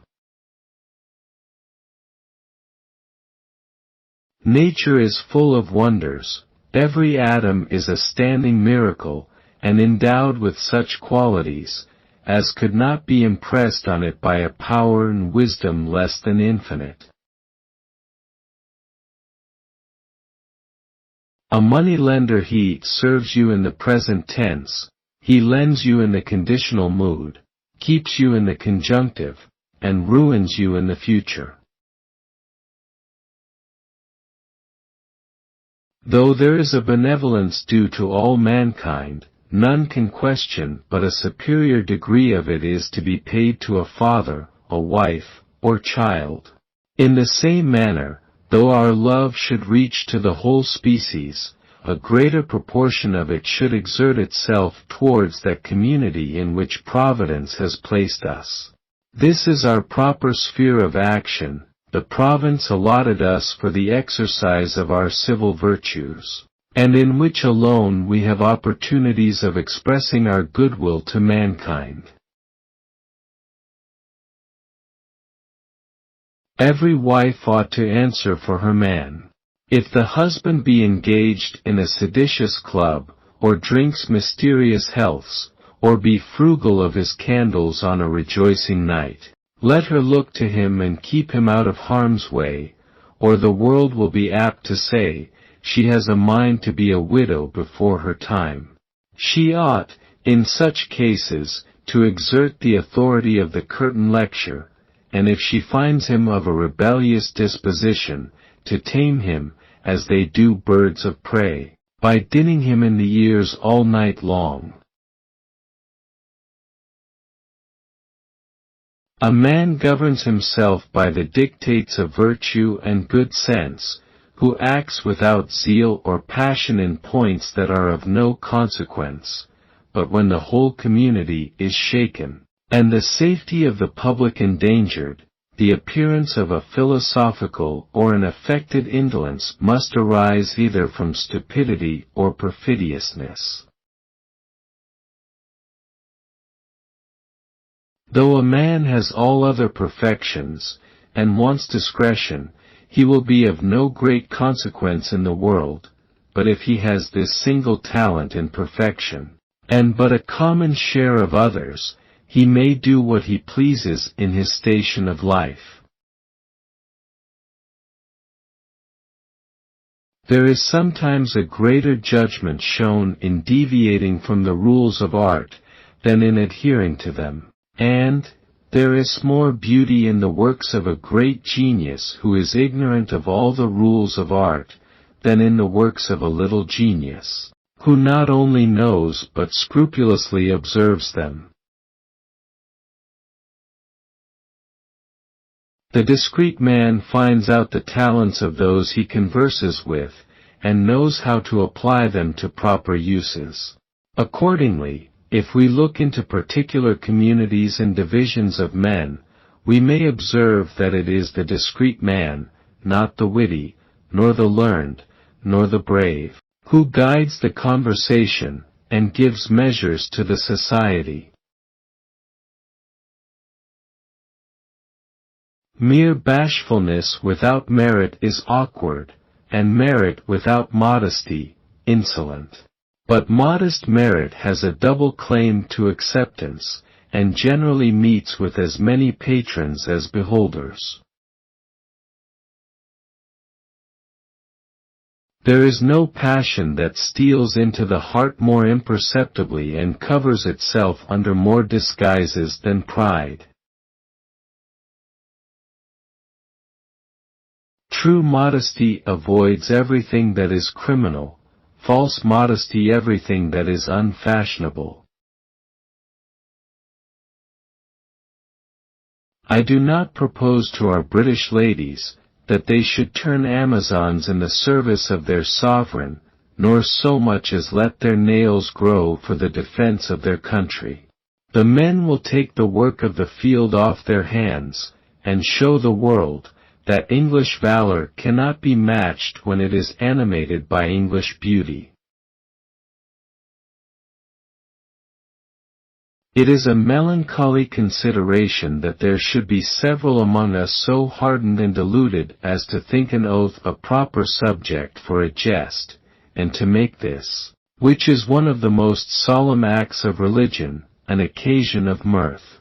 Yet such is the deprivation of our manners at present, that nothing is more frequent than to hear profligate men ridiculing, to the best of their abilities, these sacred pledges of their duty and allegiance, and endeavoring to be witty upon themselves, for daring to prevaricate with God and man.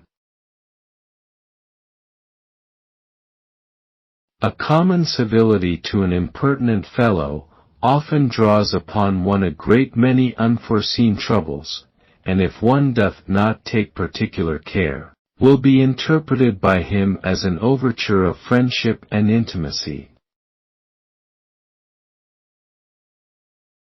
Justice is that which is practiced by God Himself, and to be practiced in its perfection by none but Him. Omniscience and omnipotence are requisite for the full exertion of it. There are a sort of knight-errants in the world, who, quite contrary to those in romance, are perpetually seeking adventures to bring virgins into distress, and to ruin innocence. When men of rank and figure pass away their lives in these criminal pursuits and practices, they ought to consider that they render themselves more vile and despicable than any innocent man can be, whatever low station his fortune or birth have placed him in. Thus I live in the world rather as a spectator of mankind than as one of the species. If men, who in their hearts are friends to a government, forbear giving it their utmost assistance against its enemies, they put it in the power of a few desperate men to ruin the welfare of those who are much superior to them in strength, number, and interest. On you, my Lord, with anxious fear I wait, and from your judgment must expect my fate. A well-regulated commerce is not, like law, physic, or divinity, to be overstocked with hands, but, on the contrary, flourishes by multitudes, and gives employment to all its professors. A religious hope does not only bear up the mind under her sufferings but makes her rejoice in them. Fables take off from the severity of instruction, and enforce it at the same time that they conceal it. A man improves more by reading the story of a person eminent for prudence and virtue, than by the finest rules and precepts of morality. Upon laying a weight in one of the scales, inscribed eternity, though I threw in that of time, prosperity, affliction, wealth, and poverty, which seemed very ponderous, they were not able to stir the opposite balance. There is not a more melancholy object than a man who has his head turned with religious enthusiasm. The most skillful flattery is to let a person talk on, and be a listener. A statue lies hid in a block of marble, and the art of the statuary only clears away the superfluous matter and removes the rubbish. The figure is in the stone, the sculptor only finds it. What sculpture is to a block of marble, education is to a human soul. The philosopher, the saint, or the hero, the wise, the good, or the great man very often lies hid and concealed in a plebeian, which a proper education might have disinterred, and have brought to light. I believe that everyone, some time or other, dreams that he is reading papers, books, or letters, in which case the invention prompts so readily that the mind is imposed upon, and mistakes its own suggestions for the composition of another. I have often reflected within myself on this unaccountable humor in womankind of being smitten with everything that is showy and superficial, and on the numberless evils that befall the sex from this like fantastical disposition. Devotion, when it does not lie under the check of reason, is apt to degenerate into enthusiasm. It is odd to consider the connection between despotism and barbarity, and how the making one person more than man makes the rest less. Dependence is a perpetual call upon humanity, and a greater incitement to tenderness and pity than any other motive whatever. Cunning has only private selfish aims, and sticks at nothing which may make them succeed. Discretion has large and extended views, and, like a well-formed eye, commands a whole horizon.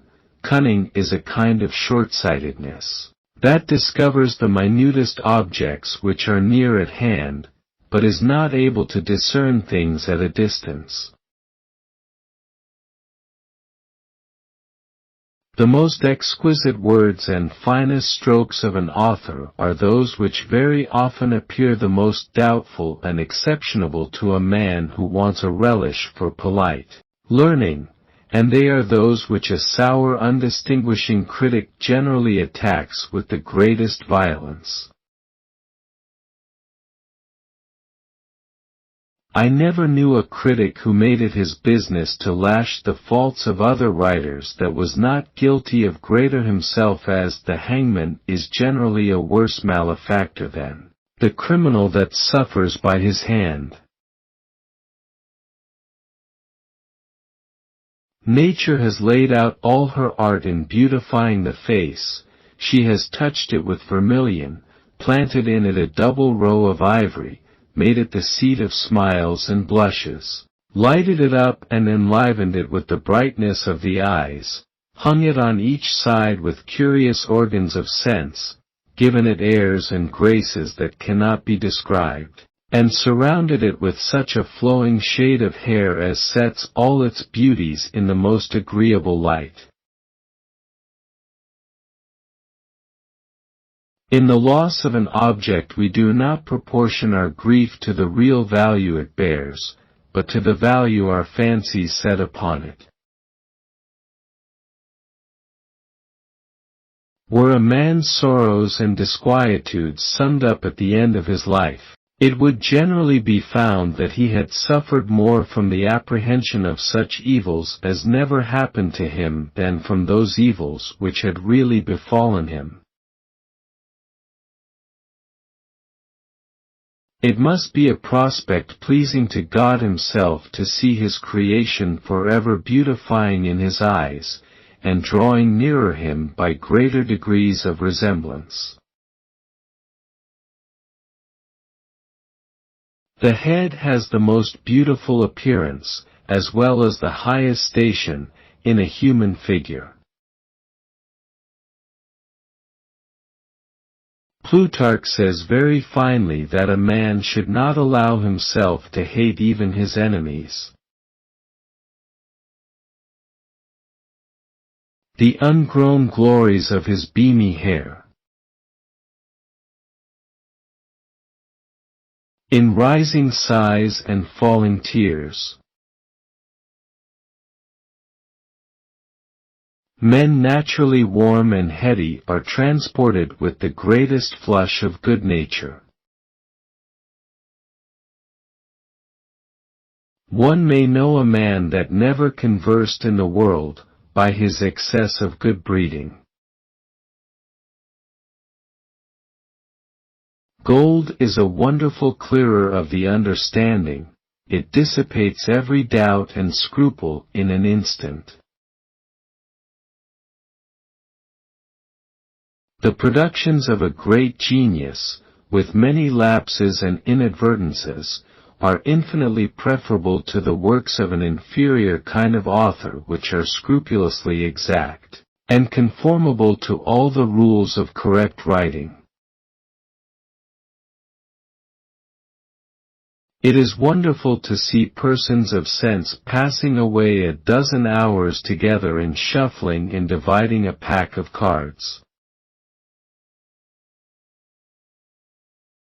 Why will any man be so impertinently officious as to tell me all prospect of a future state is only fancy and delusion? Is there any merit in being the messenger of ill news? If it is a dream, let me enjoy it, since it makes me both the happier and better man. There is nothing which one regards so much with an eye of mirth and pity as innocence when it has in it a dash of folly. E'en the rough rocks with tender myrtle bloom, and trodden weeds send out a rich perfume. What can that man fear who takes care to please a being that is able to crush all his adversaries? The pleasantest part of a man's life is generally that which passes in courtship, provided his passion be sincere, and the party beloved kind with discretion. Love, desire, hope, all the pleasing emotions of the soul, rise in the pursuit. There are no more useful members in a commonwealth than merchants. They knit mankind together in a mutual intercourse of good offices, distribute the gifts of nature, find work for the poor, and wealth to the rich, and magnificence to the great. One would think that the larger the company is in which we are engaged, the greater variety of thoughts and subjects would be started into discourse, but, instead of this we find that conversation is never so much straitened and confined, as in numerous assemblies. Others proclaim the infirmities of a great man with satisfaction and complacence, if they discover none of the like in themselves. It is pleasant to see a notorious profligate seized with a concern for religion, and converting his spleen into zeal. That courage which arises from the sense of our duty, and from the fear of offending him that made us, acts always in a uniform manner, and according to the dictates of right reason. Complaisance renders a superior amiable, an equal agreeable, and an inferior acceptable. The care of our national commerce redounds more to the riches and prosperity of the public than any other act of government. Our Grub Street biographers watch for the death of a great man like so many undertakers on purpose to make a penny of him. The lives of great men cannot be writ with any tolerable degree of elegance or exactness within a short time after their decease. Nothing, says Longinus, can be great, the contempt of which is great. It happened very providentially, to the honor of the Christian religion, that it did not take its rise in the dark illiterate ages of the world, but at a time when arts and sciences were at their height. Every man in the time of courtship and in the first entrance of marriage, puts on a behavior like my correspondent's holiday suit. Complaisance, though in itself it be scarce reckoned in the number of moral virtues, is that which gives a lustre to every talent a man can be possessed of. It was Plato's advice to an unpolished writer that he should sacrifice to the graces. In the same manner I would advise every man of learning, who would not appear in the world a mere scholar or philosopher, to make himself master of the social virtue which I have here mentioned. Good breeding shows itself most where to an ordinary eye it appears the least. Thus I live in the world rather as a spectator of mankind, than as one of the species, by which means I have made myself a speculative statesman, soldier, merchant, and artisan, without ever meddling with any practical part of life.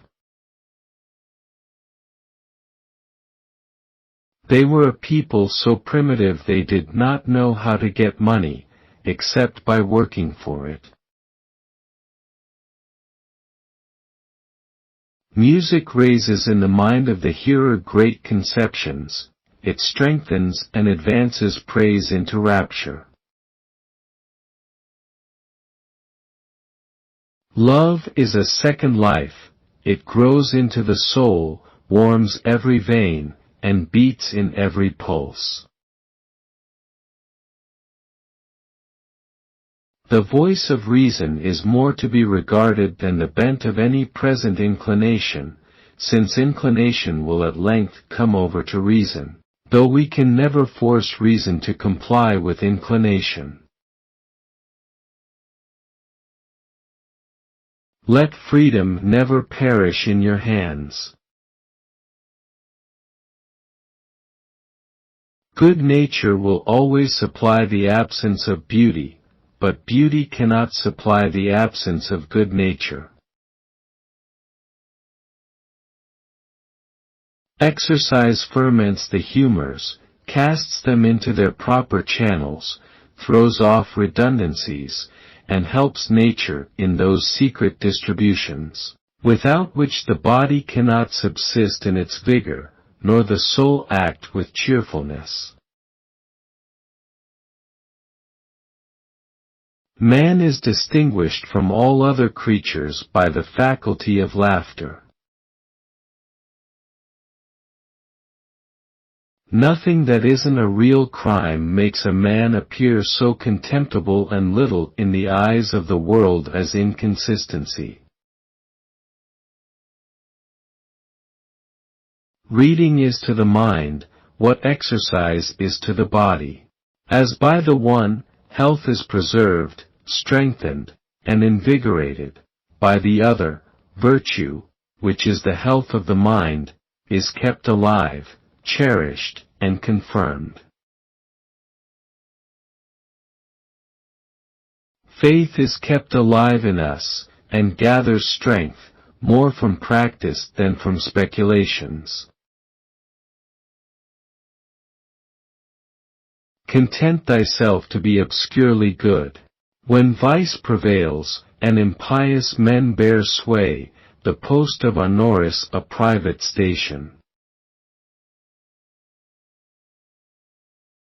When a woman comes to her class, she does not employ her time in making herself look more advantageously what she really is, but endeavors to be as much another creature as she possibly can.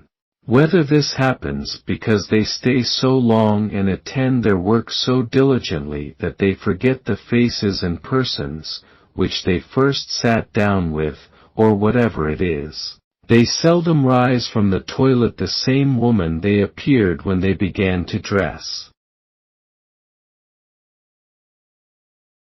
A day, an hour, of virtuous liberty is worth a whole eternity in bondage.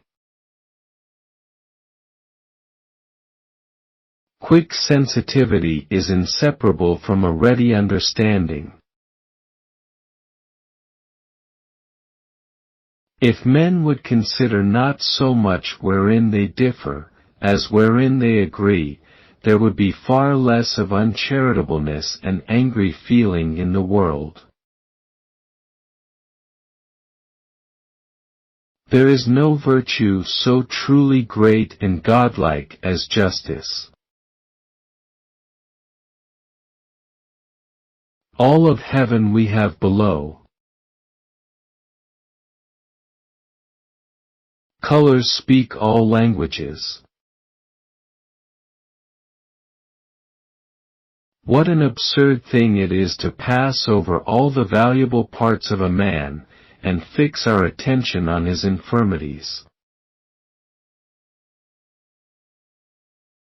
I consider an human soul without education like marble in the quarry, which shows none of its inherent beauties till the skill of the polisher fetches out the colors, makes the surface shine, and discovers every ornamental cloud, spot and vein that runs through the body of it.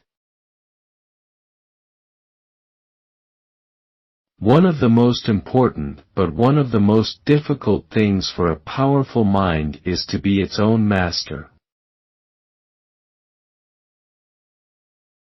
When I read the epitaphs of the beautiful, every inordinate desire goes out. When I meet with the grief of parents upon a tombstone, my heart melts with compassion. When I see the tomb of the parents themselves, I consider the vanity of grieving for those whom we must quickly follow. When I see kings lying by those who deposed them, when I consider rival wits placed side by side, or the holy men that divided the world with their contests and disputes, I reflect with sorrow and astonishment on the little competitions, factions, and debates of mankind. One hope no sooner dies in us, but another rises up in its stead. We are apt to fancy that we shall be happy and satisfied if we possess ourselves of such and such particular enjoyments, but either by reason of their emptiness, or the natural inquietude of the mind, we have no sooner gained one point, but we extend our hopes to another. We still find new inviting scenes and landscapes lying behind those which at a distance terminated our view. Without constancy there is neither love, friendship, nor virtue in the world. When all thy mercies, O my God, my rising soul surveys, transported with the view I'm lost, in wonder, love and praise. We find the works of nature still more pleasant, the more they resemble those of art. There is not a more pleasing exercise of the mind than gratitude. It is accompanied with such an inward satisfaction that the duty is sufficiently rewarded by the performance. Health and cheerfulness naturally beget each other. Certain is it that there is no kind of affection so purely angelic as of a father to a daughter. In love to our wives there is desire, to our sons, ambition, but to our daughters there is something which there are no words to express. The greatest sweetener of human life is friendship. True benevolence or compassion extends itself through the whole of existence and sympathizes with the distress of every creature capable of sensation. Soon as the evening shades prevail, the moon takes up the wondrous tale, and nightly to the listening earth repeats the story of her birth. No one is more cherished in this world than someone who lightens the burden of another. Thank you.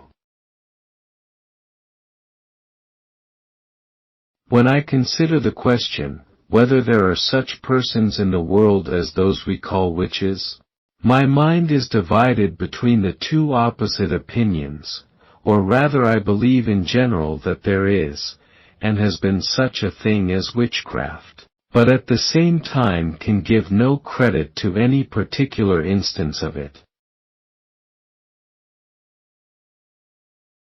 Nature seems to have taken a particular care to disseminate her blessings among the different regions of the world, with an eye to their mutual intercourse and traffic among mankind, that the nations of the several parts of the globe might have a kind of dependence upon one another and be united together by their common interest.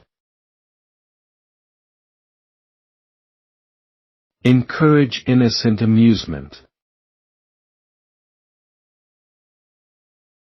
Eternity. Thou pleasing, dreadful thought,